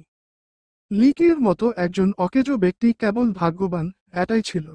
যাই হোক, তৃতীয় প্রজন্ম অত্যন্ত বিরক্ত ছিল। প্রধান শিষ্য মূলত তাদের মধ্যে একজন হতেন এবং সর্বশ্রেষ্ঠ অবদানের পাশাপাশি প্রাচীনদের দ্বারা প্রদত্ত সমস্ত পরীক্ষায় উত্তীর্ণ হতে হবে। তিনি সম্প্রদায়ের মাস্টারের শিক্ষায় আশীর্বাদ পাবেন এবং সম্রাট স্তরের কৌশলগুলির এক্সপোজার লাভ করবেন। শেষ পর্যন্ত তিনি সম্ভবত ভবিষ্যতে সম্প্রদায়ের প্রধান হয়ে উঠবেন। বর্তমান পরিস্থিতিতে দ্বিতীয় প্রজন্মের শিষ্যদের মধ্যে কাউকে নির্বাচিত করা হয়নি, অর্থাৎ তৃতীয় প্রজন্মের শিষ্যদের মধ্য থেকে অবশ্যই প্রধান শিষ্য নির্বাচিত হবেন। যারা সবচেয়ে বেশি বিদ্রোহ করেছিল তারা ছিল সর্বাধিক প্রতিভাধর শিষ্যরা, যার মধ্যে সর্বোচ্চ যোগ্যতা এবং উৎস ছিল। তারা লি কিউআই দ্বারা প্রতারিত বোধ, এইভাবে সম্প্রদায়ের মধ্যে বিশৃঙ্খল ছিল। কিছু প্রতিভা রাগান্বিতভাবে ঘোষণা করেছিল, একজন নশ্বর দেহ, নশ্বর জীবন চাকা এবং নশ্বর ভাগ্য প্রাসাদের প্রধান শিষ্য হওয়ার অধিকার নেই। আরেকজন প্রতিভাবান যুবক যোগ করেছেন, তিনি আমাদের সম্প্রদায়ের সবচেয়ে বড় অপমান। কে ক্লিনজিং ধূপ প্রাচীন অর্ডার পাওয়ার জন্য তাকে দোষ দিতে পারে। এমনকি প্রবীণরাও তা মেনে নিয়েছেন। কয়েকজন বয়স্ক প্রতিভা বিলাপ করেছিল, কিন্তু তারা কেবল পরিস্থিতি মেনে নিতে পারে। তিনি আপাতত প্রধান শিষ্য। প্রতিভা এবং শক্তি ছাড়া একজন সম্প্রদায়ের মাস্টারের আসনের জন্য প্রতিদ্বন্দ্বিতা করতে পারেন না। কে বলতে পারে যে প্রধান শিষ্য অবশ্যই পরবর্তী সম্প্রদায়ের গুরু হবেন? সবচেয়ে অহংকারী এবং আত্মবিশ্বাসী শিষ্যরা এই অনুভূতি ভাগ করে নিয়েছে। যে কেউ কিছুটা আগ্রহী ছিল সে কথা বলেছিল, সে যদি সঠিক থেকে ভুল না জানে তবে আমি তাকে একটু শেখাতে আপত্তি করব না। এমনকি যখন লিকের প্রকৃতপক্ষে সাম্প্রদায়িক মাস্টারের আসনের জন্য প্রতিদ্বন্দ্বিতা করার যোগ্যতা ছিল না, তখনও সমস্ত শিষ্যরা তখনও ভিতরে প্রতারণা অনুভব করেছিল যখন তারা লিকের মতো একজন অকেজো যুবককে প্রথম ভাই বলে ডাকতে হয়। একজন শিষ্য কৌতূহলবশত জিজ্ঞাসা করেছিলেন, শেষ অবশিষ্ট শুদ্ধ ধূপ প্রাচীন আদেশটি কি পুরাতন শয়তানের হাতে নেই? কিভাবে এটা সেই ছোট্ট ব্রতের হাতে পড়ল? ওল্ড ডেভিল শেষ আদেশের অধিকারী ছিল, তা একটি বড় গোপন ছিল না। সম্প্রদায়টি সর্বদা এটি পুনরুদ্ধার করতে চেয়েছিল, কিন্তু ওল্ড ডেভিল কখনোই রাজি হয়নি। এই কারণেই লিকিয়ের দখলে আসা নিয়ে সবাই বিভ্রান্ত ছিল। আরেকজন শিষ্য ঠান্ডা গলায় উত্তর দিল, হে হে, আমি শুনেছি যে এই ব্রতের কিছু বুদ্ধি আছে, আমি জানি না সে কিভাবে বিকৃত বৃদ্ধকে বোকা বানিয়েছে। আমি শুনেছি যে প্রবীণরা যখন এই বিষয়টি নিশ্চিত করার জন্য লোকদের আদেশ দিয়েছিলেন, তখন ওল্ড ডেভিল পতিতালয়ে মজা করছিল। এটি খুব ভালো হতে পারে যে ব্র্যাড তাকে প্রাচীন আদেশের জন্য ব্যবসা করার জন্য যতটা ইচ্ছা খেলতে আমন্ত্রণ জানিয়েছে। এখানে এই শিষ্যটি এই গল্পটি শুনে বমি বমি ভাব অনুভব করে, তাহলে তিনি এবং সেই বিকৃত বৃদ্ধ একই রকম। সমগ্র সম্প্রদায় এমন একটি বিকৃত বৃদ্ধ ব্যক্তিকে স্বাগত জানায়নি যে কেবল অর্থ ব্যয় করতে এবং চারপাশে বোকা বানানোর জন্য এটি বিশেষভাবে সত্য ছিল। যদি এটি তার জন্য না হয় শেষ সম্প্রদায়ের মাস্টারের ইচ্ছায়, তাকে ইতিমধ্যেই সম্প্রদায় থেকে বের করে দেওয়া হতো। যদি লিকিয়ে এবং পুরানো শয়তান একই ধরনের লোক হতো, তবে তারা লিকিয়েকে আরও বেশি বিরক্তিকর মনে করত। লিকিয়ে এখনও পূর্বপুরুষকে অভিবাদন জানায়নি, তবে সম্প্রদায়টি নাইন সেন্ট ডেমন গেট থেকে একটি আমন্ত্রণ পেয়েছিল।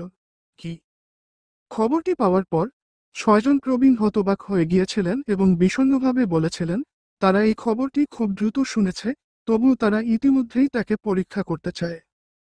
অন্য একজন প্রবীণ চিৎকার করে বলেছেন, মনে হচ্ছে তারা অতীতের প্রতিশ্রুতি থেকে বাঁচতে চায়। লিকিয়ের মতো ট্র্যাশের টুকরো তাদের পরীক্ষায় উত্তীর্ণ হবে না, তাই তারা এই সমস্যাটিকে জোর করে নিয়ে যেতে চায়। আমাদের কাছে আর কোন বিকল্প নেই, প্রথম প্রবীণ অনিচ্ছাকৃতভাবে বলেছিলেন। এই মুহূর্তে নাইন সেন্ট ডেমন গেট একটি সমগ্র দেশকে শাসন করে, আমরা তাদের সাথে তুলনা করতে পারি না। তার কথার কারণে সম্রাট যুগের শুরুতে তাদের গোষ্ঠীটি অজেয় ছিল। তাদের খ্যাতি 9টি বিশ্বকে শাসন করতে দেয় এবং তাদের শক্তির জন্য অন্য সমস্ত সম্প্রদায়ের অস্তিত্ব ছিল না। পুরো বিশ্বে পুরানো শুদ্ধ ধূপ প্রাচীন সম্প্রদায়ের অবস্থানের জন্য হুমকি হয়ে উঠতে পারে, তবে সময়ের সাথে সাথে তাদের আর একটি নিয়মিত দেশ শাসন করার ক্ষমতা ছিল না। তারা তাদের অনুসারীদেরকে নায়ক বা রাজকীয় খেতাব দেওয়ার বিশেষাধিকার হারিয়েছিল। আমরা এখন কি করব? সমস্ত প্রবীণরা জানতেন যে নাইন সেন্ট ডেমন গেট থেকে পরীক্ষায় উত্তীর্ণ হওয়ার কোন সুযোগ নেই। একটি মৃত ঘোড়াকে জীবিত করে তোলার জন্য অন্য কোন উপায় নেই। যদি সে কোনোভাবে সফল হয়, তাহলে আমরা 9টি সেন্ট ডেমন গেটের সাথে শ্বশুর হয়ে যাব। যদি এটি হয়, তবে স্বর্গীয় ঈশ্বর সম্প্রদায় এবং স্বর্গীয় জুয়েল কিংডম আমাদেরকে অবজ্ঞা করার সাহস করবে না। এই অসম্ভব স্বপ্নের দিকে 6জন প্রবীণ কেবল জোর করেই হাসতে পারে। তাদের এখনও চেষ্টা করতে হয়েছিল। তারা চিহ্ন লিখিয়ে তার পূর্বপুরুষের অনুষ্ঠানের জন্য অপেক্ষা করছিল। যখন ন্যানহুয়ারেন তার কাছে এসেছিলেন, প্রথম ভাই, প্রবীণরা আপনাকে গ্র্যান্ড চেম্বারে ডাকছে। লিকি নিঃশব্দে জিজ্ঞাসা করলেন, কি বড় কিছু ঘটেছে? ন্যানহুয়ারেন কিছুটা অবাক হয়েছিলেন, কিন্তু তিনি কিছু গোপন করেননি এবং উত্তর দেন, আমি আপনাকে মিথ্যা বলবো না, প্রথম ভাই আমাদের একটি আমন্ত্রণ পাঠিয়েছেন। তিনি 1 সেকেন্ডের জন্য থামলেন এবং চালিয়ে যাওয়ার আগে লিকির দিকে তাকালেন। আমি শুনেছি আপনার বাগদত্তা আপনার ক্ষমতা পরীক্ষা করতে চায়। 9টি সেন্ট ডেমন গেট, এই নামটি শুনে লিকির হঠাৎ একটি পুরানো স্মৃতি মনে পড়ে গেল।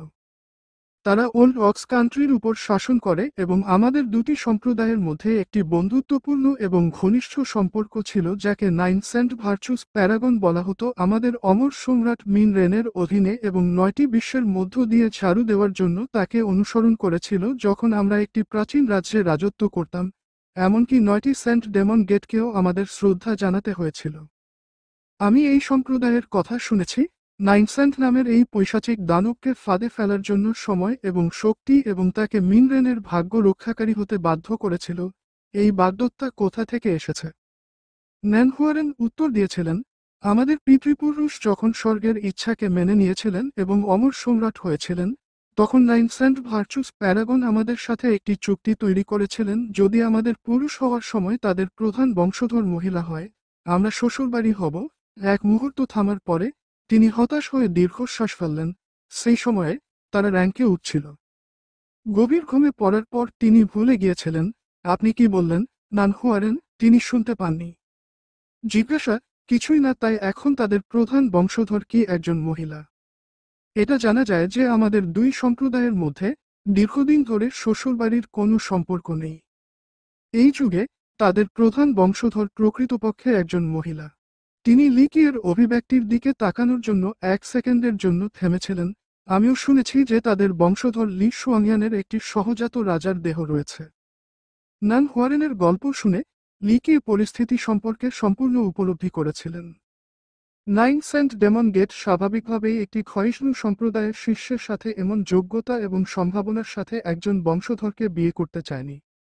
লিকি একটু হেসে উঠল, এটি জিনিসগুলিকে আরও আকর্ষণীয় করে তোলে। নান হোয়ারেন অবাক হয়ে শান্ত লিকিয়ের দিকে তাকিয়ে রইল। তিনি অদ্ভুত অনুভব করেছিলেন যে ১৩ বছর বয়সে একটি সাধারণ ছেলে রয়্যাল নোবেলের মতো সবকিছুর মুখোমুখি হতে পেরেছিল, যে অসংখ্য পরীক্ষার মধ্য দিয়ে গেছে। যদি অন্য কেউ নান হোয়ারেনের কথা শুনে থাকে তবে তারা উদ্বিগ্ন, এমনকি ভীত হয়ে উঠত। যাই হোক, লিকি সম্পূর্ণরূপে সাধারণ জ্ঞানের সাথে বিশ্বাসঘাতকতা করেছেন এবং তার অসামাজিক মনোভাব নিয়ে চালিয়ে গেছেন। তারা চিহ্ন লিকি পৈতৃক চেম্বারে প্রবেশ করার সময় প্রথম প্রবীণ ঠান্ডাভাবে জিজ্ঞাসা করলেন, নান হোয়ারেন কি আপনাকে বর্তমান পরিস্থিতি সম্পর্কে অবহিত করেছেন? সত্যই বলা যায়, ৬ জন প্রবীণ লিকির মতো বর্জ্যকে স্বাগত জানাননি। যাই হোক, বর্তমান পরিস্থিতির কারণে তারা আশা করেছিল যে তিনি সম্পূর্ণরূপে অকেজো হবেন না এবং তিনি নিছক ভাগ্যের মাধ্যমে ৯টি সেন্ট ডেমন গেটের বিচারে উত্তীর্ণ হতে পারেন। এই মুহূর্তে ফ্লিঞ্জিং গ্রুপ প্রাচীন সম্প্রদায়ের সত্যিকার অর্থে একটি শক্তিশালী সমর্থন প্রয়োজন, যেমন ৯ সেন্ট ডেমন গেটের মতো একটি দৈত্যের সাথে শ্বশুরবাড়ি হওয়া। যদিও সাফল্যের সম্ভাবনা খুবই কম ছিল, তবুও তারা চেষ্টা করতে চেয়েছিল। লিকি হালকাভাবে মাথা নেড়ে বললেন, মাননীয় প্রবীণ, আমি পুরোপুরি বুঝতে পেরেছি।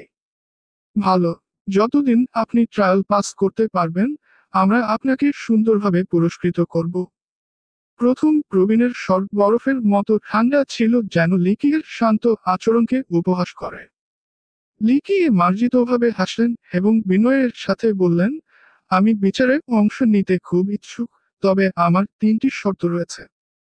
নির্ভর, একজন প্রবীণ চিৎকার করে বললেন, আপনি বড়দের সামনে আলোচনা করার সাহস করেন। বাগদত্তা অন্য কোনো শিষ্য প্রবীণদের ক্রোধের মুখোমুখি হতে ভয় পেতেন, কিন্তু লিকি শুধুমাত্র হালকাভাবে উপহাস করেছিলেন, প্রবীণরা রাগ করবেন না। যদি আমি সত্যিই পরীক্ষায় উত্তীর্ণ হই, তবে এটি হবে পরিশ্রমীকে পুরস্কৃত করা উচিত।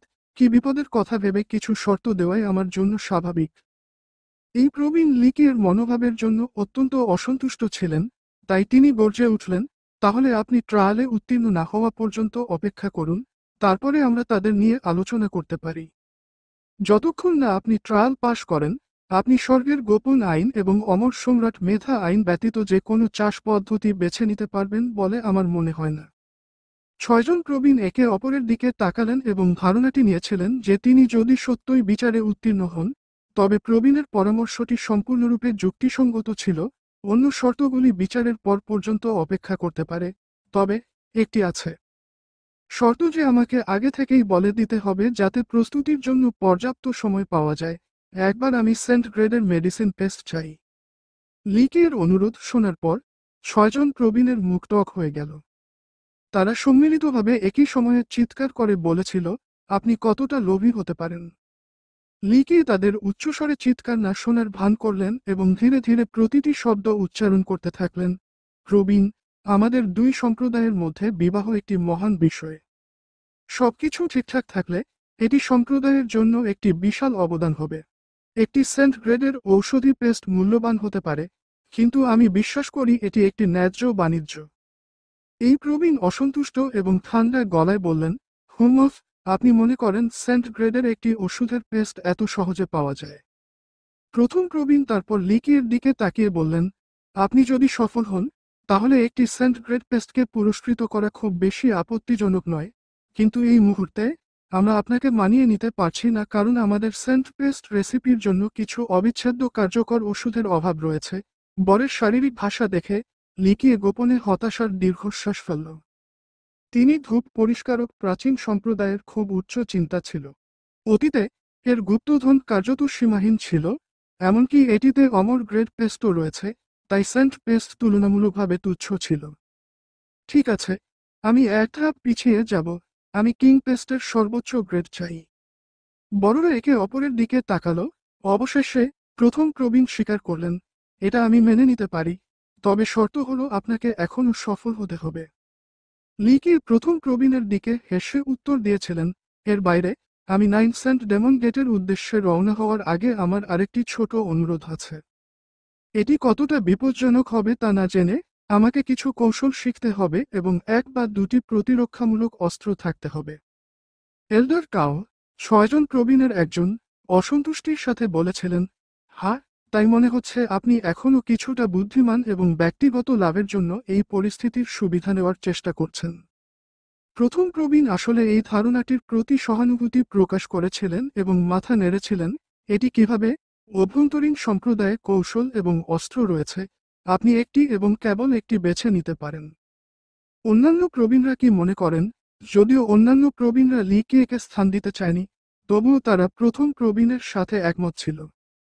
তারা জানত লি কের সাফল্যের সম্ভাবনা শূন্যের কাছাকাছি। এমনকি যদি তারা তাকে অস্ত্র এবং কৌশল দেয় তবে এটি সম্ভাবনা খুব বেশি বাড়াবে না, তবে কোনোটির চেয়ে কিছুটা ভালো। প্রবীণরা খুব বেশি চিন্তা করছেন, আমি এত লোভী নই। লিকে স্বাভাবিকভাবেই প্রবীণদের চিন্তাভাবনা জানতেন এবং শান্তভাবে হেসেছিলেন। আমি শুনেছি যে আমাদের কাছে অদৃশ্য ডুয়াল ব্লেড নামে একটি কৌশল রয়েছে যা কিছুতেই শেখা যায় না। আমি এই কৌশলটির সাথে সাথে এক জোড়া ব্লেড চাই, এটা কি গ্রহণযোগ্য হবে? লি কির কথা শুনে বৃদ্ধরা অবাক হয়ে চোখ ঘুরিয়ে নিলেন। তারা প্রথমে ভেবেছিল যে এই লোভী ছেলেটির সম্রাট স্তরের কৌশলগুলি জিজ্ঞাসা করবে, কিন্তু দেখা গেল যে সে আসলে একটি সাধারণ কৌশল চেয়েছিল। অদৃশ্য ডুয়াল ব্লেডস, তাই না? প্রথম প্রবীণ তার দাড়ি স্ট্রোক। অন্য একজন প্রবীণ দ্রুত প্রতিক্রিয়া জানিয়েছিলেন, প্রথম প্রবীণ, এটি কেবলমাত্র একটি মার্শাল কৌশল এবং ব্যবহারিক ব্যবহারের জন্য অপর্যাপ্ত। চাষাবাদের জগতে, এমনকি সহজতম যোগ্যতার আইনও যে কোনো মার্শাল আর্টের চেয়ে বেশি পারফরম্যান্স করবে। এই প্রবীণ সম্প্রদায়ের মেধা আইন নিয়োগের জন্য দায়ী ছিলেন, তাই তিনি তাদের ম্যানুয়াল সম্পর্কে খুব জ্ঞানী ছিলেন। এটা কোন সমস্যা নয়। ন্যান হোয়ারেন, অদৃশ্য ডুয়াল ব্লেড কে তার শিখরে নিয়ে আসুন এবং তাকে সেরা জোড়া ডুয়েল ব্লেড দিন। প্রথম প্রবীণ এই সহজ অনুরোধে খুশি ছিলেন। লি কিয়ের বিবেকহীন সিদ্ধান্ত থেকে একজন মনে করবে যে সম্প্রদায়টি লি কিয়েকে সাহায্য করার জন্য তাদের সামর্থ্য অনুযায়ী সমস্ত সহায়তা দিতে চাইবে, কিন্তু গভীরভাবে প্রবীণরা জানতেন যে তারা তাকে যে কৌশল এবং অস্ত্র দিয়েছিল না কেন, ট্রায়াল সম্পূর্ণ করা এখনও অসম্ভব হবে। তাদের উদ্দেশ্য ছিল লি কিয়েকে লোভী না হওয়া দেখে। একজন প্রবীণ সন্তুষ্ট হয়েছিলেন এবং উদারভাবে জিজ্ঞাসা করেছিলেন, করুন। আপনার অন্য কোন অনুরোধ আছে? লি কিয়ে বিনয়ের সাথে উত্তর দিয়েছিলেন, এই ছোট্টটির এই মুহূর্তে অন্য কিছুর দরকার নেই। প্রথম প্রবীণ গম্ভীরভাবে বললেন, আচ্ছা, ফিরে যাও এবং প্রস্তুত হও। তোমার ফিরে আসার পরে তুমি তোমার পদে আরোহণের জন্য পৈতৃক অনুষ্ঠান শেষ করতে পারবে। অবশ্যই, যদি তিনি জীবিত ফিরে আসতে পারেন। তখনই বড়দের সন্দেহ ছিল যে তিনি ক্রিসেন্ট মুন ব্লেডের সাথে সন্তুষ্ট ছিলেন তীক্ষ্ণতার সাথে। এগুলি নিছক মরণশীল গ্রেডের ছিল এবং প্রান্তগুলি যতই তীক্ষ্ণ হোক না কেন। যদিও তিনি কৌশলটির পিছনের সত্যটি বুঝতে পেরেছিলেন, তার শরীর তার মনের সাথে তাল মিলিয়ে চলতে পারেনি। তিনি পরিপূর্ণতা দাবি করেছিলেন, কিন্তু পৌঁছানো কঠিন ছিল। তবে লি কি নিরুৎসাহিত হননি। তিনি মার্শাল আর্টের অনুশীলন চালিয়ে যান, যা প্রতিটি দোলনার পরে আরও পরিমার্জিত হয়ে ওঠে। এক রাতের পর তিনি 300-রও বেশি বার ব্লেড দুলিয়েছিলেন এবং ধীরে ধীরে গভীর সত্যটি উপলব্ধি করেছিলেন। ধীরে ধীরে তার প্রতিটি ব্লেড আরও এবং আরও সঠিক হয়ে উঠল। যদিও তার অগণিত স্মৃতি এবং স্বর্গভীতিকর গোপনীয়তা ছিল, তিনি বুঝতে পেরেছিলেন যে তিনি যদি অমর দানব গ্রোটোকে সম্পূর্ণরূপে ধ্বংস করতে চান তবে তার লক্ষ্য অর্জনের জন্য তাকে 10 গুণ, না 100 গুণ বাড়িয়ে তার প্রচেষ্টা বাড়াতে হবে। বর্তমান যুগে অমর দানব গ্রোটোকে তার চেয়ে ভালো কেউ বোঝেনি। এই 3 দিনে লি কিয়ে তার ভিলা ছেড়ে যাননি। তিনি তার ব্লেড নিখুঁত করার জন্য অভ্যন্তরীণ গর্ভগৃহে নিজেকে বন্দী করেছিলেন। জীবনে অনেক অনিশ্চয়তা ছিল, তাই আসতে পারে এমন যে কোনো দুর্যোগ মোকাবেলা করার জন্য তাকে অবশ্যই শিখর আকারে থাকতে হবে। তারা চিহ্ন 3 দিন পর 9 সেন্ট ডেমন গেটের উদ্দেশ্যে যাত্রা শুরু হতে চলেছে। শুধু নান হুয়ারেন এবং মো উপাধি সহ একটি সম্প্রদায়ের রক্ষক এসেছিলেন। ক্লিনজিং ধূপ প্রাচীন সম্প্রদায়ের মোট 6 জন প্রবীণ, 12 জন রক্ষক এবং 36 জন বিভাগীয় নেতা ছিল। মাত্র 3 জন লোক নিয়ে 9 সেন্ট ডেমন গেটের মতো একটি বিশাল সম্প্রদায় পরিদর্শন করতে, সর্বোচ্চ র্যাঙ্কের সদস্য একজন নিছক রক্ষক। এটি বর্ণনা করার জন্য কোন শব্দ নেই। প্রস্থান করার আগে লি কি জর্জরিত সদস্যদের দিকে তাকিয়ে জিজ্ঞাসা করলেন, শুধু আমরা 3 জন? নান হুয়ারেনের মাস্টার প্রোটেক্টর মো তার কথায় খুব মিতব্যয়ী ছিলেন। প্রশ্নটি শোনার পর তিনি উত্তর না দিয়ে শুধু লিকিয়ের দিকে তাকালেন। তার প্রভুর বিপরীতে নানহুয়ারেন একজন কৌতুকপূর্ণ সহকর্মী ছিলেন। সে লজ্জায় একবার কাশি দিল এবং মুখ খুলল, প্রথম ভাই, বড়রা সবাই নির্জন চাষাবাদে আছে। তারা সফর করতে পারেনি। লিকিয়ে ঠোঁট চেপে ঠান্ডা গলায় ঘোষণা করলেন, নির্জন চাষ। তারা শুধু মুখ হারানোর ভয় পায়। শেষ পর্যন্ত তারা বিশ্বাস করে যে আমার বিচারে পাশ করার কোন সুযোগ নেই। আমি পাস না করাটা তাদের কাছে ছোট ব্যাপার, কিন্তু তাদের সেখানে থাকা এবং মুখ হারানো একটা বড় ব্যাপার হবে, তাই না? নান হুয়ারেন কিছু বলতে পারলেন না এবং শুধু লজ্জায় হাসলেন। একজন নশ্বর কিভাবে একজন সম্রাট স্তরের সম্প্রদায়ের বিচারে উত্তীর্ণ হওয়ার আশা করতে পারে? প্রবীণদেরও একই ধারণা ছিল। এই কারণেই তারা যেতে অস্বীকার করেছিল, যেহেতু ফলাফল ইতিমধ্যে দিনের মতো পরিষ্কার ছিল। চিন্তা করবেন না, মাননীয় ভাই, নান হুয়ারেন তার ইতিবাচক মনোভাব রেখেছিলেন। সাম্প্রতিক সময়ে 9 সেন্ট ডেমন গেট আমাদের থেকে তার দূরত্ব বজায় রেখেছে। এই কারণেই প্রবীণরা যেতে চান না এবং অপ্রয়োজনীয় দ্বন্দ্ব তৈরি করতে চান না।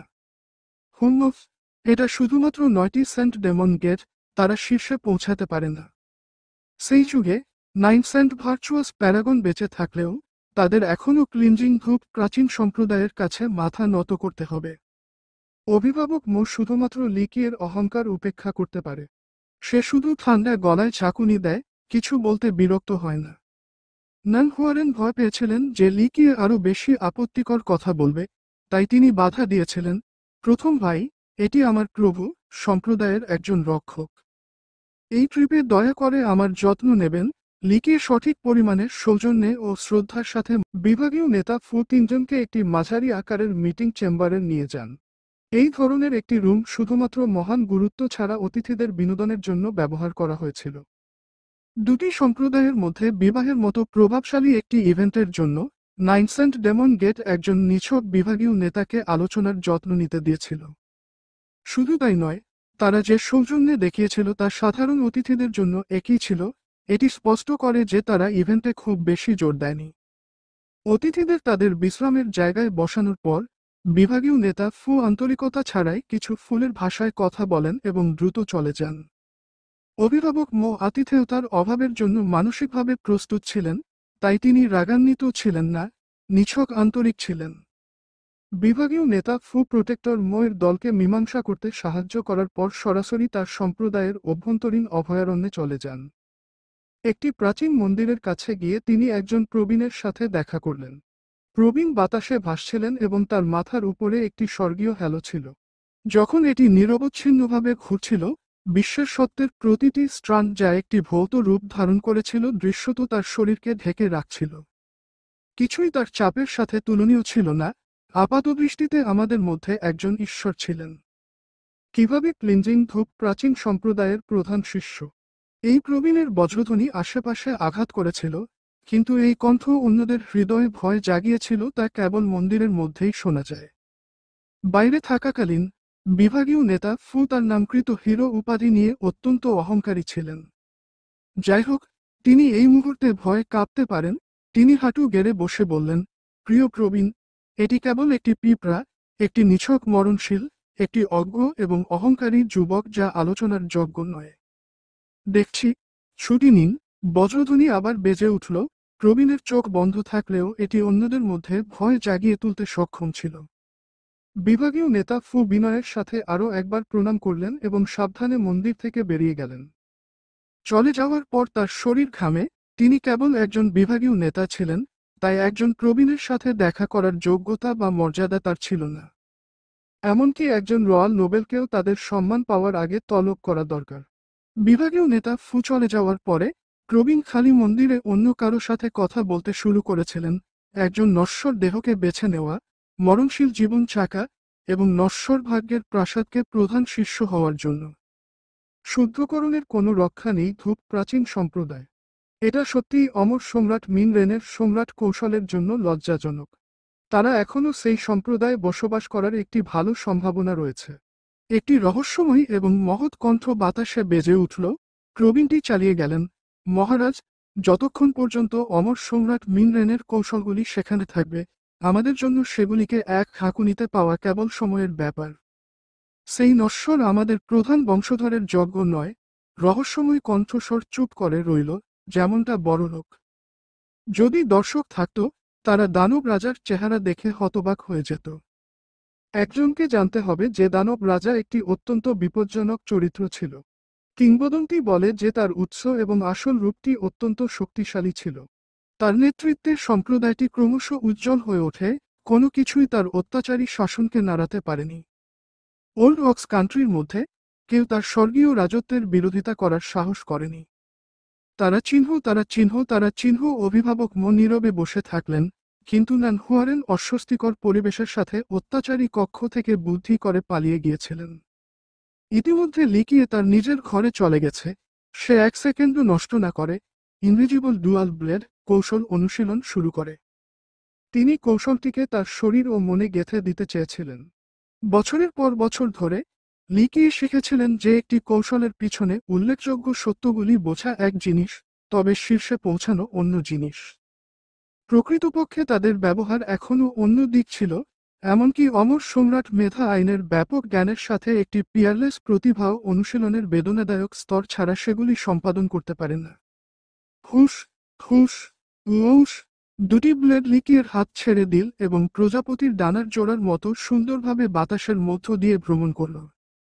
শেষ পর্যন্ত লিকিয়ের হাতে ফিরে আসার আগে তারা একে অপরকে একাধিকবার ছেদ করেছিল। তিনি এই বিশেষ পদক্ষেপটি বহুবার অনুশীলন করেছিলেন, তবে এতে এখনও ত্রুটি রয়েছে। কি অনবদ্য তলোয়ার খেলা! প্রথম ভাই, এত পরিশ্রমী, আমি আপনার মহান প্রচেষ্টার সাথে নিজেকে তুলনা করতে লজ্জা বোধ করি। এই সেকেন্ডে নানহুয়ারেন ঘরে এলো, তার পাশে আরেক কিশোর ছিল।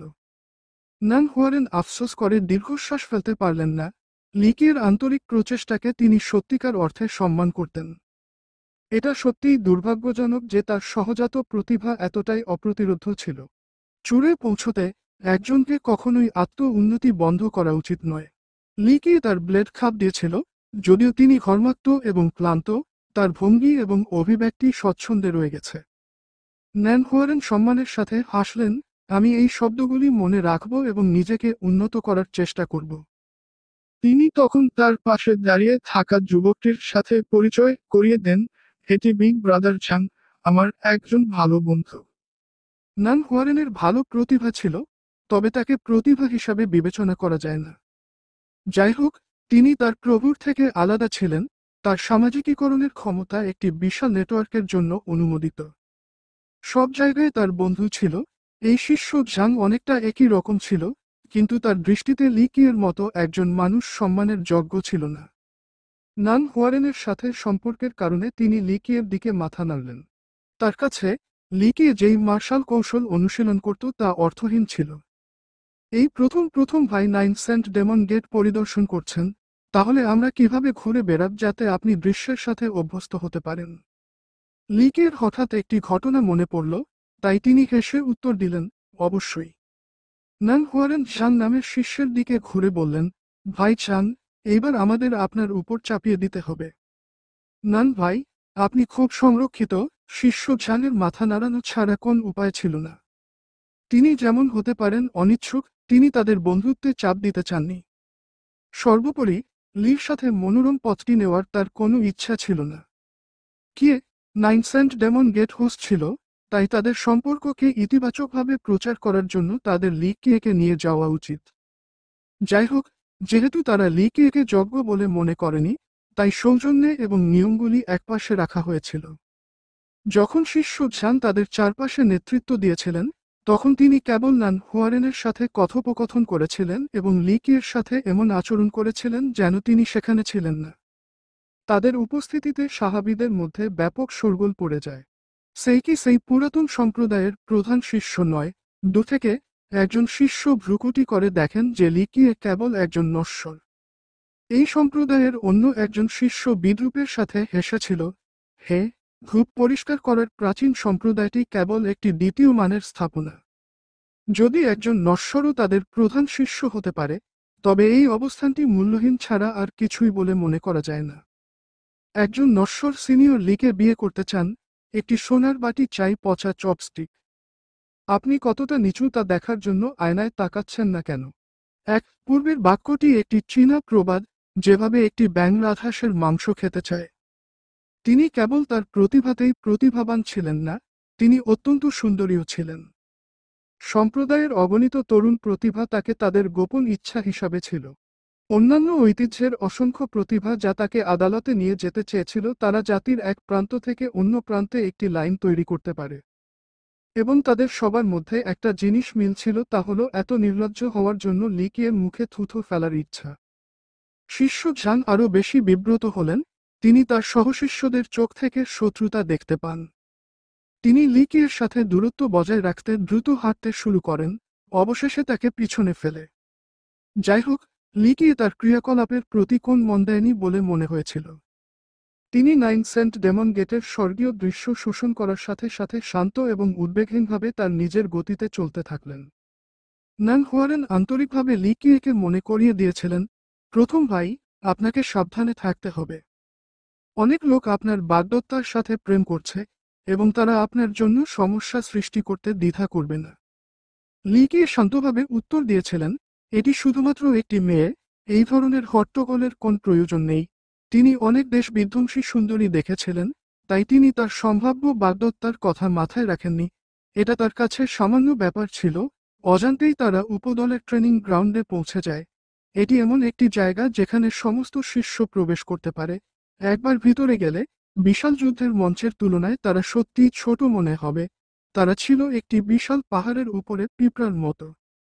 যুদ্ধের মঞ্চে ছিল বিশাল উল্কা পাথর, প্রতিটি পাথরে অনেক গুণী প্যারাগনের শব্দ খোদাই করা ছিল। রহস্যময়ী এবং শক্তিশালী শক্তি ক্রমাগত তাদের থেকে নির্গত হচ্ছিল। এই শক্তিই যুদ্ধের মঞ্চকে সুরক্ষিত করেছিল। প্রতিযোগীদের যে কোনো ক্ষতি হতে পারে তার জন্য এটি অভেদ্য রেন্ডার করে। ভার্চুয়াস প্যারাগন স্তরের একটি যুদ্ধের মঞ্চ, যদিও এটি তার প্রথম সাক্ষী ছিল না, যুদ্ধের মঞ্চটি এখনও নান হুয়ারেনকে বিস্ময় উদ্বুদ্ধ করেছিল। শিষ্য ঝাং খুব গর্বিত ছিলেন এবং বড়াই করতে শুরু করেছিলেন, এই যুদ্ধের মঞ্চটি আমাদের মহান প্রবীণ দ্বারা তৈরি করা হয়েছিল। এমনকি এটি একাধিক ভার্চুয়াস প্যারাগনের ধ্বংসাত্মক শক্তিকেও প্রতিরোধ করতে পারে। নান হুয়ারেন সাহায্য করতে পারেনি, কিন্তু কম ভলিউমে বিড়বিড় করে, অতীতে আমাদের ক্লিনজিং ধূপ প্রাচীন সম্প্রদায়েরও একটি যুদ্ধের মঞ্চ ছিল। সত্যটি ছিল যে ক্লিনজিং ধূপ প্রাচীন সম্প্রদায়েরও একটি যুদ্ধের মঞ্চ ছিল, কিন্তু এটি ছিল ভার্চুয়াস প্যারাগন স্তরের নয়। কেউ কেউ বলে যে এটি প্রায় অমর সম্রাট স্তরে ছিল, তাই এটি স্বর্গীয় রাজা এবং অমর সম্রাটদের মধ্যে একইভাবে লড়াই সহ্য করতে পারে। এটি অমর সম্রাট মিনরেন একটি অজানা স্থানের গভীরতায় খুঁজে পেয়েছিলেন। দুর্ভাগ্যবশত কেউ জানত না কেন এই যুদ্ধের মঞ্চটি সিল করা হয়েছিল। এরপর থেকে কেউ মাঠে প্রবেশ করতে পারেনি। গ্রেট ফোরস্টোন গোলেম লিকি সেখানে ছিলেন, কিন্তু তিনি কথোপকথনটি পুরোপুরি মিস করেছেন। তার দৃষ্টি নিবন্ধ ছিল আখড়ার চার কোণে অবস্থিত চারটি বিশাল মূর্তির দিকে। তাদের প্রত্যেকটি 100 মিটারেরও বেশি লম্বা, তাদের সকলেরই ভিন্ন ভিন্ন অভিব্যক্তি ছিল, তবুও তারা সবাই খুব বাস্তববাদী ছিল। এটা স্পষ্ট ছিল যে তারা একটি ব্লেড কৌশল সহ একটি বিখ্যাত বিশেষজ্ঞের হাতে খোদাই করা হয়েছিল, যা খুব স্বাভাবিক এবং নিখুঁত ছিল। তিনি দেখতে চেয়েছিলেন, নাইন সেন্ট ভার্চুয়াস প্যারাগনের মৃত্যুর পর তিনি কখনো এই সম্প্রদায়ে যাননি। এত বছর পর চারটি মূর্তি দেখে অবাক হল। নান হুয়ারেন এবং শিষ্য ঝাং যখন চ্যাট করছিল, তখন কেউ লিকিয়েকে লক্ষ্য করেনি। এক মুহূর্ত পরে শিষ্য ঝাং অবশেষে দেখতে পেলেন যে লিকি কি করার চেষ্টা করছেন। তিনি ভ্রু কুঁচকে জিজ্ঞেস করলেন, এই বোকা কি করছে? নান হুয়ারেন লক্ষ্য করলেন যে লিকিয়ে পূর্ব মূর্তির উপরে উঠার চেষ্টা করছেন। তবে দুর্বল চাষাবাদের কারণে তিনি শীর্ষে উঠতে পারেননি। এই মুহূর্তে অনেক ছাত্র যুদ্ধের মঞ্চ ঘিরে ছিল। তারা সবাই লিকিয়ের সংগ্রাম দেখেছে, গ্রামের ছেলের মতো যে প্রথমবার রাজধানীতে এসেছে। হাসি ফুটে উঠল এবং ঠাট্টা বিদ্রূপের ময়দান ভরে গেল। নান হুয়ারেন এতটাই বিব্রত হয়েছিলেন যে তিনি একটি গর্ত খুঁড়ে চিরতরে লুকিয়ে রাখতে চেয়েছিলেন। তিনি দেখতে পাননি যে এই চারটি মূর্তির মধ্যে বিশেষ কি ছিল যা লিকিয়েকে পদক্ষেপ নিতে প্ররোচিত করেছিল। লিকি ইঙ্গিত দিলেন নান হুয়ারেনকে আসার জন্য। নান হুয়ারেন প্রধান শিষ্যকে না বলতে পারেননি, বিশেষ করে যখন ব্যক্তিটিকে একটি সম্পূর্ণ সম্প্রদায় দ্বারা আলাদা করা হচ্ছে। তিনি বিষণ্ণভাবে সমস্ত শিষ্যদের নিরীক্ষণের দৃষ্টিতে লিকিয়ের কাছে চলে গেলেন। লিকি শান্তভাবে আদেশ দিলেন, এই মূর্তিটি অনেক উঁচু, আমাকে সেখানে নিয়ে যান। নান হুয়ারেন হতবাক হয়ে গেলেন। সে চুপচাপ প্রশ্ন করছিল লিকিয়ে পাগল হয়ে গেছে কিনা। এই 9জন সেন্ট ডেমন গেটের শিষ্যদের সামনে মূর্তিটির উপরে উঠা, এটি তাদের মুখে একটি দুর্দান্ত চর ছিল। আপনি কি আমাকে নিয়ে যাবেন, নাকি আপনি আমার বানরের অনুষ্ঠান দেখা চালিয়ে যেতে চান? লি কিউয়াই অপ্রস্তুতভাবে মন্তব্য করেছেন যেন এই সব কিছুর সাথে তার কোন সম্পর্ক নেই। অন্য কোন বিকল্প ছাড়াই নানহুয়ারেন লি কিয়েকে ধরে লাফিয়ে উঠল। এক ধাক্কায় তারা মূর্তির শীর্ষে পৌঁছে গেল। লিকিয়ে মূর্তির কাঁধে বসে অবসরে তার চোখের সামনে দৃশ্যটি আলিঙ্গন করে দূরের দিকে তাকিয়ে রইল। নানহুয়ারেন লিকিয়ের মতো মোটা ছিল না, তিনি সঙ্গে সঙ্গে ঝাঁপিয়ে পড়লেন, তারপর মূর্তির নিচে অপেক্ষা করলেন। সে সেখানে দাঁড়িয়ে অপেক্ষা করল, যদি কিছু হয়। তিনি কেবল তার সহশিষ্যকে পরিত্যাগ করতে পারেননি। শিষ্য ঝান অবশ্য সেখানে এক সেকেন্ডও দাঁড়াতে চাননি, তিনি অবিলম্বে বিদায়ী অভিবাদন ছাড়াই চলে গেলেন। তিনি কি মনে করেন যে তিনি একটি বড় শট মূর্তির উপরে বসে? এই দেশের বাম্পকিন খুব অভদ্র হচ্ছে। 9 সেন্ট ডেমন গেটের শিষ্যদের মন্তব্য উপেক্ষা করে লিকিয়ে মূর্তির কাঁধে বসে রইলেন। সে ফিসফিস করে বলল যেন সে এর সাথে কথোপকথন করছে। লিকির পাগলাটে এবং অর্থহীন কর্ম দর্শকদের তাদের বিবেক নিয়ে প্রশ্ন তোলে। এটা সত্যিই ভয় ছাড়া একটি বোকা ছিল, তবে কেউ তাকে আটকানোর চেষ্টা করেনি। তারা অনুভব করেছিল যে এটি একটি পাগলের সাথে হস্তক্ষেপ করা তাদের নিচে ছিল। অবশেষে লি কিউয়াই বসে থাকতে বিরক্ত হয়ে উঠল। সে আবার হাত নেড়ে ইশারা করল নানহুয়ারেনকে, যেন তার কাঁধ থেকে একটা পাথর তুলে নেওয়া হয়েছে। নানহুয়ারেন অবিশ্বাস্যভাবে স্বস্তি পেয়েছিলেন যে তিনি লিকিয়েকে মাটিতে নামিয়ে আনার সাথে সাথে এই পাগলামির অবসান হয়েছে। প্রথম ভাই, সূর্য অস্ত গেছে, আমরা কি ফিরে গিয়ে বিশ্রাম নেব? নানহুয়ারেন তার সমস্ত হৃদয় দিয়ে প্রার্থনা করছিলেন যে এই প্রধান শিষ্য তাকে আরও বিব্রতকর অবস্থা থেকে রক্ষা করতে পারে। কে জানে, যদি তারা তাদের সফর চালিয়ে যেতে পারে তবে নানহুয়ারেন কিভাবে একটি মৃত কুকুরছানা দেখায়। লিকিয়ে হেসে উঠল। তার মাথা সম্মত হয়। একজন শিষ্য লিকিয়ের শয়তান হাসি দেখে চিৎকার করে উঠতে পারেনি। শুধু ধূপটি একটি তৃতীয় শ্রেণীর দল যা রাজহাঁস খেতে চায় মাংস পা। কেউ তাকে সরাসরি চ্যালেঞ্জ করছে দেখে লিকিয়ে ধীরে ধীরে ঘুরে বলল, আদালত, আপনার সিনিয়র নিজেকে খুব বেশি মনে করবেন না। এমনকি যদি একটি স্বর্গীয় দেবদূত বা ঈশ্বরী পরী আমাকে বিয়ে করতে চায়, তবে তাদের আমার জন্য প্রার্থনা করতে হবে। আপনার সিনিয়রের জন্য এটি তার পালা পর্যন্ত একটি দীর্ঘ লাইন। তোমার মা, তুমি বেঁচে থাকতে ক্লান্ত। লিকির নির্লজ্জ কথা শুনে সমস্ত পুরুষ শিষ্যরা গর্জে উঠল। শান্ত হও, শান্ত হও। প্রত্যেকেরই শান্তি ও সমৃদ্ধির মূল্য দেওয়া উচিত। বর্তমান পরিস্থিতি নানহুয়ারেনের মেরুদণ্ডকে ঠান্ডা করে দিয়েছে।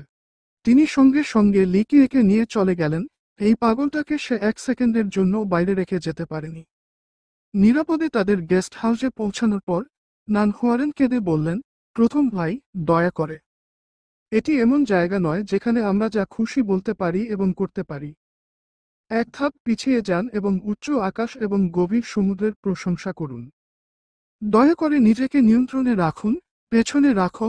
লিকিয়ে অপ্রস্তুতভাবে ঘোষণা করেছিলেন, একজন জেনারেল একটি আগত সেনাবাহিনীকে থামাবে, একটি আগত স্রোতকে বাধা দেবে। এটি আরেকটি চীনা প্রবাদ, এটা কাউকে চিন্তা না করতে বলে, প্রায় কয়ে সিরা সিরা এর মতো। এটি চীনা ভাষায় সত্যিই ভালো শোনাচ্ছে যেহেতু এটি শুধুমাত্র 8টি শব্দ নিয়ে গঠিত। একই টোনাল গঠন সহ প্রতিটি গদ্যের জন্য 4। নানহুয়ারেন হিমায়িত। লিকির মতো কারো যত্ন নেওয়া নিজের জন্য সমস্যা খুঁজে পাওয়ার মতো ছিল। 9 সেন্ট ডেমন গেটে যাওয়ার এই মিশনটি গ্রহণ করার জন্য তিনি সত্যই অনুশোচনা করেছিলেন। তারা চিহ্ন যুদ্ধের পর্যায়ে ঘটনার পর 9 সেন্ট ডেমন গেটের অনেক শিষ্য ক্ষুব্ধ হয়েছিল। ডু ইউয়ানগুয়াং ছিলেন তাদের একজন যারা সত্যিকার অর্থে লিকিয়েকে হত্যা করতে চেয়েছিলেন। তিনি একজন বাইরের শিষ্য ছিলেন, কিন্তু তার সহজাত প্রতিভা গড়ের উপরে ছিল, তাই অনেকে তাকে লিটল জিনিয়াস বলে উল্লেখ করেছেন। তিনি মাত্র 5 বছরের জন্য এই সম্প্রদায়ে যোগ দিয়েছিলেন, কিন্তু ইতিমধ্যেই তিনি অস্থায়ী প্রাসাদের শীর্ষ পর্যায়ে পৌঁছেছিলেন। যতদিন তিনি সফলভাবে এই বছরের পরীক্ষায় উত্তীর্ণ হতে পারতেন, ততদিন তিনি একজন অন্তর্নিহিত শিষ্য হতে পারতেন। লি শুয়াংয়ানের উপর ডু ইউয়ানগুয়াংয়ের প্রবল ক্রাশ ছিল। তার প্রবেশিকা পরীক্ষার সময় তিনি প্রধান সংগঠকদের একজন ছিলেন। এটি প্রথম দর্শনে প্রেম ছিল, তিনি আরও ভেবেছিলেন যে তিনি তাকে গ্রহণ করার পর থেকে তিনি তার দক্ষতা এবং প্রতিভাকে স্বীকৃতি দিয়েছেন, তার ক্ষমতার প্রতি তার অগাধ আস্থা ছিল এবং সে তার ডাও সঙ্গী হওয়ার জন্য কামনা করেছিল। তাই লিকিয়ের সত্তা স্বাভাবিকভাবেই তার চোখে কাটা হয়ে ওঠে। ডু ইউয়ানবুয়াংয়ের চোখ তার হত্যার অভিপ্রায় প্রকাশ করেছিল যখন সে নিজেকে বিড়বিড় করেছিল, এই নশ্বর তার নিজের সীমা জানে না।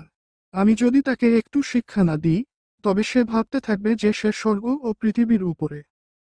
পরের দিন লিকি জেগে ওঠে এবং সাথে সাথে জিজ্ঞাসা করে যে নান হুয়ারেন অন্য একটি দর্শনীয় সফরে যেতে চান কিনা। তিনি দেখতে চেয়েছিলেন তার যুগের কিছু অবশিষ্ট আছে কিনা। নান হুয়ারেন কিছুতেই যেতে চাননি। লিকি পাগল নাকি বোকা তা বিবেচ্য নয়, তার অন্তর্দৃষ্টি তাকে বলেছিল যে লিকিয়ে অবশ্যই সমস্যা সৃষ্টি করবে। তার সাথে যাওয়াটা ছিল শুধু মাসোসিস্টিক। দুর্ভাগ্যবশত লিকি ইতিমধ্যেই ঘুরে দাঁড়িয়েছে এবং সম্প্রদায়ের চারপাশে তার ট্রিপ শুরু করেছে। নান হুয়ারেন তাকে অনুসরণ করা ছাড়া উপায় ছিল না। এই সফরের সবচেয়ে গুরুত্বপূর্ণ ঘটনাটি ছিল বিবাহের বিচার। যদি সত্যি লিকির কিছু ঘটে থাকে, তবে সে অক্ষত অবস্থায় পালাতে পারবে না। যাই হোক, তাদের চলে যাওয়ার কিছুক্ষণ পরেই তারা ডু ইউয়ানবুয়ান এবং তার বাইরের শিষ্য বন্ধুদের দ্বারা বেষ্টিত হয়েছিল। এই শিষ্যরা লিকিয়ের সাথে চোখে চোখে দেখেনি। ডু ইউয়ানবুয়ান পথের নেতৃত্ব দিয়ে এই অহংকারী জার্জকে একটি পাঠ শেখানোর একটি বিস্ময়কর সুযোগ ছিল। আহ, এটা ভাই ডু, আমি আপনার দুর্দান্ত খ্যাতির কথা অনেক আগেই শুনেছি। নান হুয়ারেন জানতেন যে সমস্যা আসছে, কিন্তু তবুও তিনি তার শান্ত এবং বন্ধুত্ব বজায় রেখেছিলেন। ডু ইউয়ানবুয়ান শুধুমাত্র নান হুয়ারেনকে একটি সংক্ষিপ্ত দৃষ্টিতে দেখেছিলেন এবং বলেছিলেন, নান হুয়ারেন, এখানে আপনার কোন ব্যবসা নেই। পাশে সরে যান, নইলে আমরাও আপনার সঙ্গে মোকাবিলা করব। নান হুয়ারেনের অভিব্যক্তি অন্ধকার হয়ে গেল, কিন্তু তিনি জানতেন যে শক্তিশালীরা দুর্বলকে খেয়ে ফেলে। এইভাবে তিনি সামান্য মাথা নত করে জিজ্ঞাসা করলেন, ভাই ডু, এর মানে কি? ডু ইউয়ানবুয়াং এবার নান হুয়ারেনকে পুরোপুরি উপেক্ষা করেছেন। তিনি লিকিয়ের দিকে একটি বরফ ঠান্ডা চেহারা দিয়েছেন যা হত্যার অভিপ্রায়ে পরিপূর্ণ ছিল। তার স্বাভাবিক উদ্বেগহীন মনোভাবের সাথে লিকিয়ে ডু ইউয়ানবুয়াংয়ের দিকে এগিয়ে যান এবং বলেছিলেন, একটি স্মার্ট কুকুর রাস্তা আটকায় না। তুমি যদি কুকুর হতে না চাও, তাহলে আমার পথ থেকে সরে যাও। এই কথা শোনার পর ন্যান হুয়ারেন জানলেন যে সবকিছুই নষ্ট হয়ে গেছে। বিশেষ করে যখন তিনি ডু ইউয়ানবুয়াংয়ের চোখে রক্তের তৃষ্ণা দেখেছিলেন, তখন তিনি জানতেন যে এটি দ্বন্দ্ব ছাড়া শেষ হবে না। একজন রাগান্বিত শিষ্য চিৎকার করে বলল, তুমি কি বাঁচতে চাও না? ক্লিনজিং ধূপ প্রাচীন সম্প্রদায়ের আর অমর সম্রাট বংশ হিসাবে বিবেচিত হওয়ার যোগ্যতা নেই।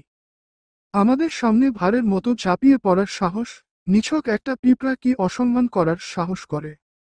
লিকি পাল্টা জবাব দেওয়ার জন্য প্রস্তুত ছিল, কিন্তু নান হুয়ারেন দ্রুত তাকে থামিয়ে দিয়ে ফিসফিস করে বলল, এটা ভুলে যাও, প্রথম ভাই।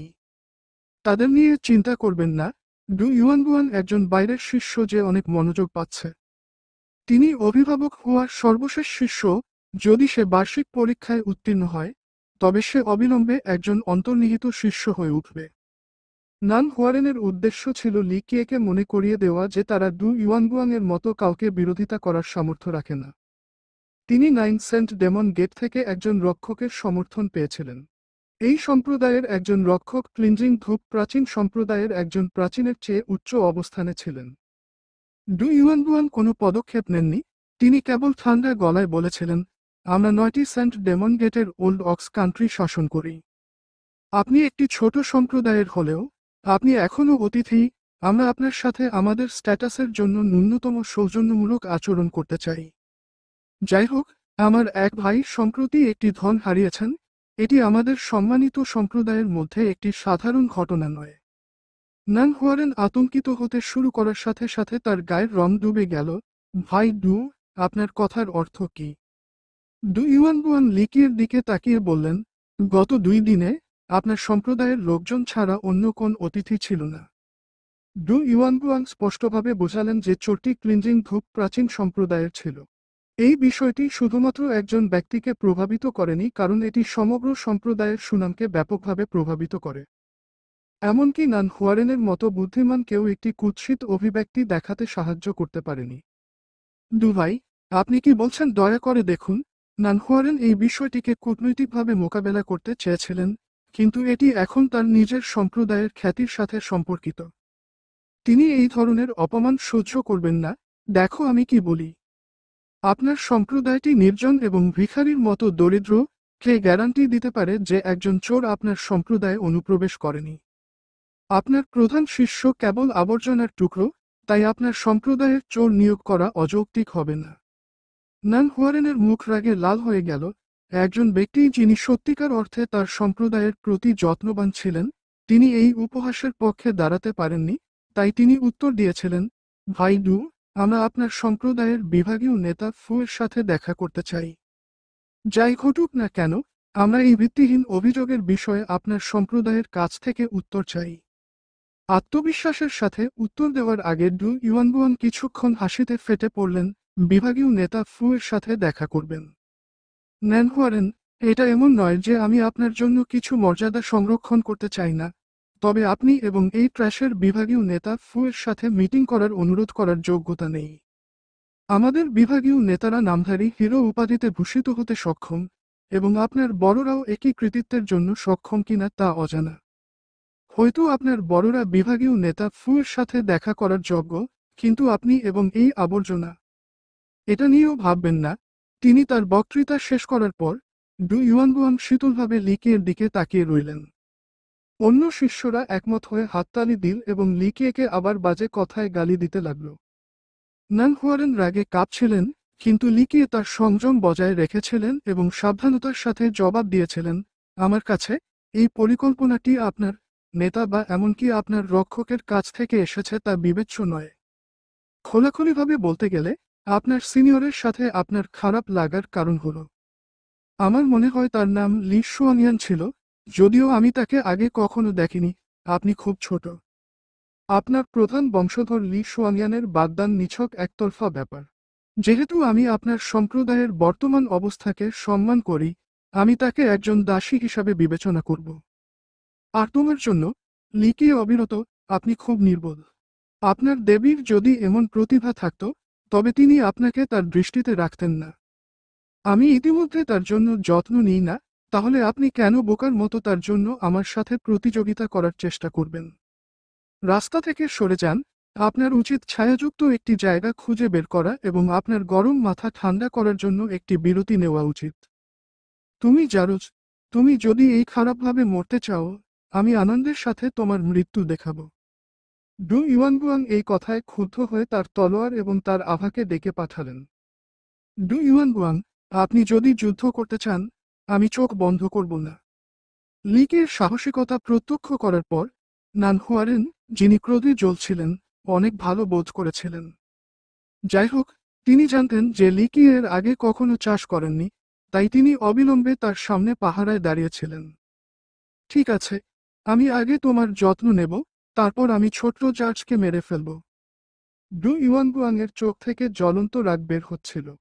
তার কাছে লি শুয়ানিয়ান একজন অস্পৃশ্য দেবী ছিলেন, তবুও লিকিয়ে তাকে অপমান করার সাহস করেছিলেন।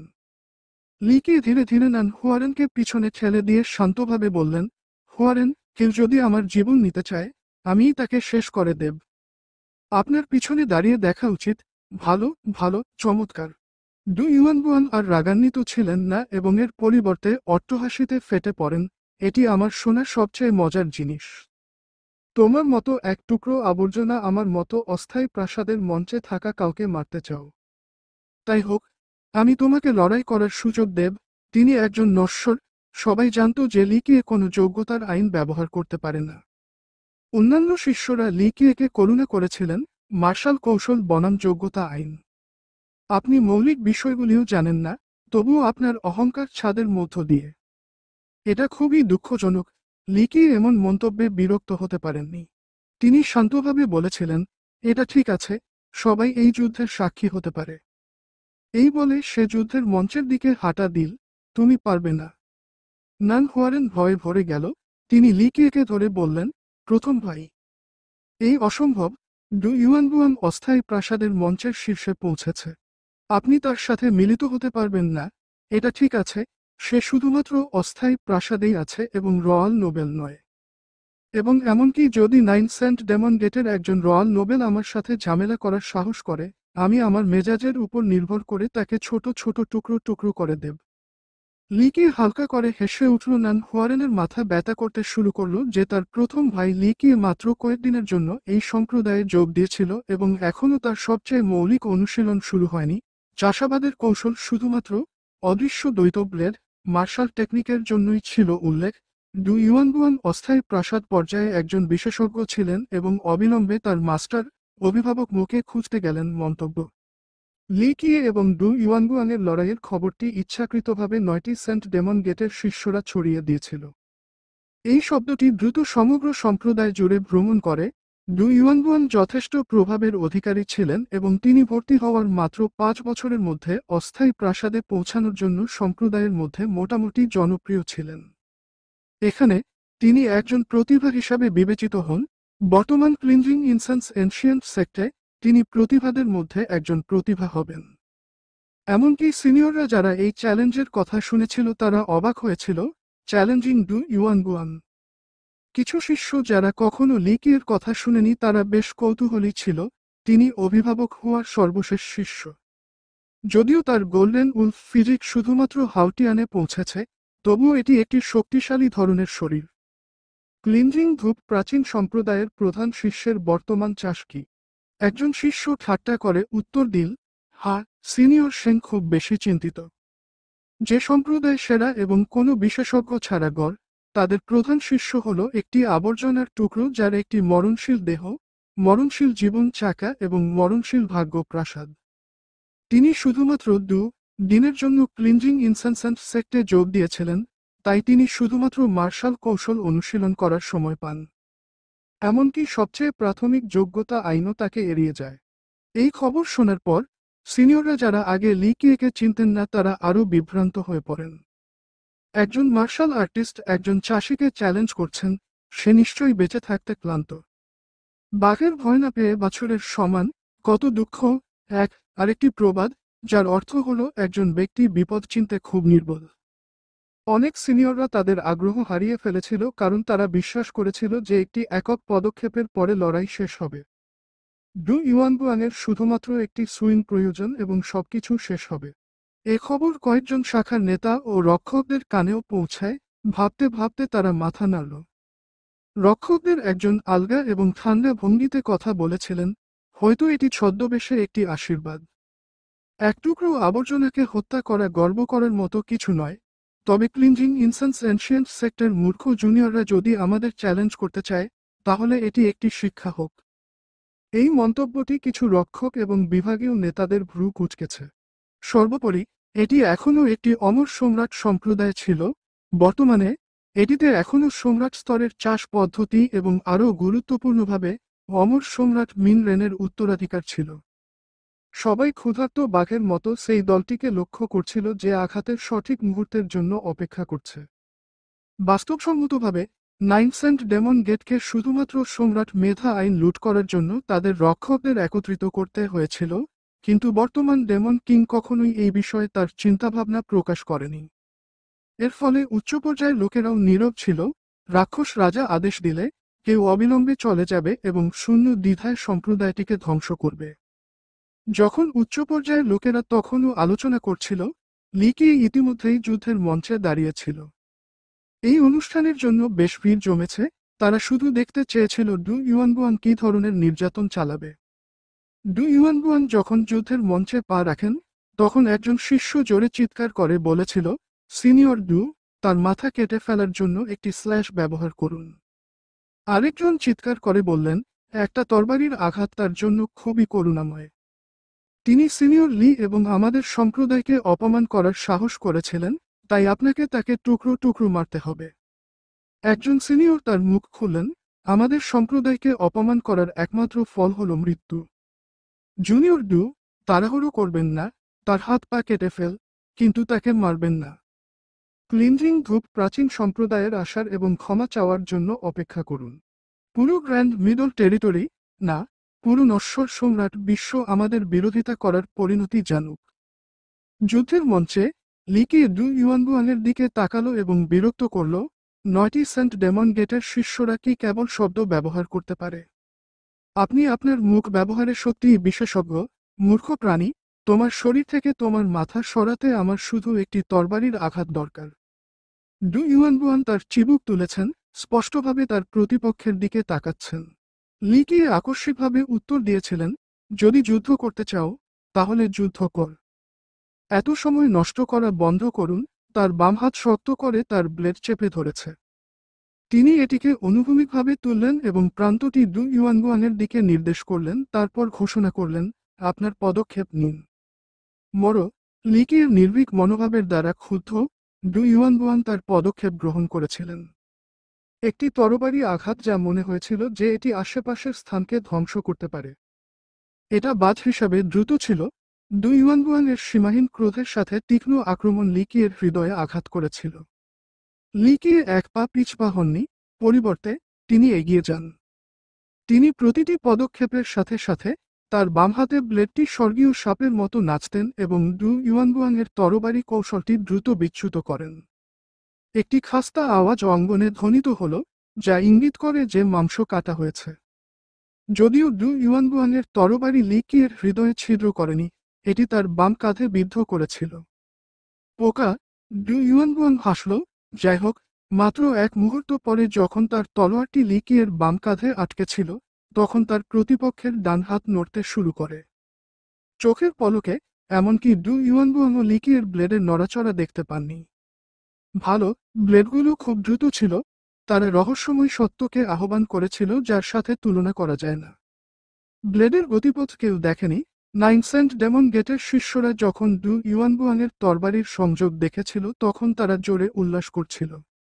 যাই হোক, ঠিক সেকেন্ডে যখন তরবারি লিকিয়ের বাম কাঁধে এসে পড়ল, নানহুয়ারেন এবং প্রোটেক্টর মো এসেছিলেন। রক্ষক মো তরোয়ালটিকে সংযুক্ত দেখে চিৎকার করে বললেন, দয়া করে আপনার তলোয়ার নামিয়ে দিন এবং তাকে বাঁচান। কিছুক্ষণ পর ডু ইউয়ানগুয়ানের গলা থেকে রক্ত ঝরতে শুরু করে। ডু ইউয়ানগুয়ানের শরীর ধীরে ধীরে মাটিতে পড়ে যাওয়ায় হঠাৎ করেই রক্ত বেরোয়। লিকি নির্দয়ভাবে অদৃশ্য ডুয়াল ব্লেড কৌশল ব্যবহার করে তার দুটি ব্লেড নিক্ষেপ করেছিলেন। প্লব প্লব।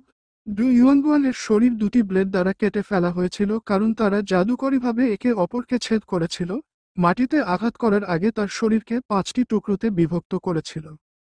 রক্তে ভরে গেল মাঠ। ডু ইউয়ানগুয়ানের চোখে বিহ্বলতা ও অনুশোচনার ইঙ্গিত ভেসে উঠল। সে কিভাবে পড়ে গেল বুঝতে পারল না। তিনি কিভাবে জানতেন যে লিকিয়ের কৌশলটি অমর সম্রাট মিনরেন নিজেই সম্মান করেছিলেন। যদিও এটি সম্রাট স্তরের মেধা আইনের সাথে তুলনা করতে পারে না, তবে একজন অমর সম্রাটের তীক্ষ্ণ মার্শাল কৌশলকে অবমূল্যায়ন করা যায় না। আরও ভয়ের বিষয় ছিল কিভাবে লিকিয়ে এই কৌশলের রহস্যময় সত্যগুলোকে আঁকড়ে ধরেছিলেন। এমনকি সেই প্রাচীন যুগ থেকে শুধুমাত্র সম্রাট এবং লিকিয়ে এই কৌশলটির পিছনের নীতিগুলি সম্পূর্ণরূপে বুঝতে পেরেছিলেন। এই স্তরে কৌশলটি এমনকি রাজকীয় নোবেলকে হত্যা করতে পারে। ডু ইউয়ানগুয়ান তার প্রতিপক্ষকে অবমূল্যায়ন করার সময় ম্যাচে গিয়েছিলেন, তাই তিনি কোনো রক্ষণাবেক্ষণ প্রস্তুত করেননি। টিয়ারলেস স্ট্রাইক এড়াতে পারার কোনো উপায় ছিল না তার। লিকিয়ে এই পদক্ষেপটি কার্যকর করার জন্য তার বাম কাঁধের ব্যবসা করেছিলেন।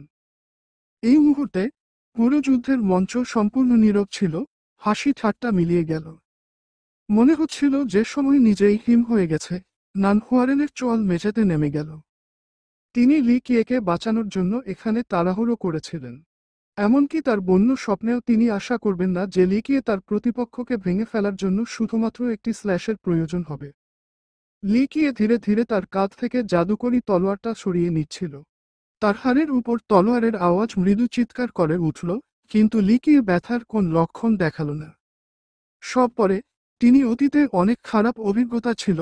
তিনি তলোয়ারটি দূরে ছুঁড়ে ফেলেন, তারপর বলয়ের বাইরে চলে যান।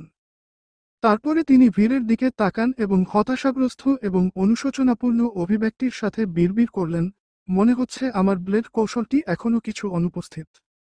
আমাকে আঘাত করতে হয়েছিল এবং নিজেকে আহত করতে হয়েছিল। এইমাত্র যা ঘটেছিল তা স্মরণ করে নানহুয়ারেনের চোয়াল এখনও মেঝেতে জড়িয়ে ধরেছিল। এতদিন অগোচরে থাকার পরও এর স্থানচ্যুত হওয়া বিস্ময়কর হবে না। এক ব্লেড দিয়ে একজন চাষিকে মেরে দুঃখের ভান করছিলেন। এই ছেলেটা নির্লজ্জ ছিল। 9টি সেন্ট ডেমন গেটের শিষ্যদের জন্য তাদের আত্মা এখনও তাদের দেহে ফিরে আসেনি।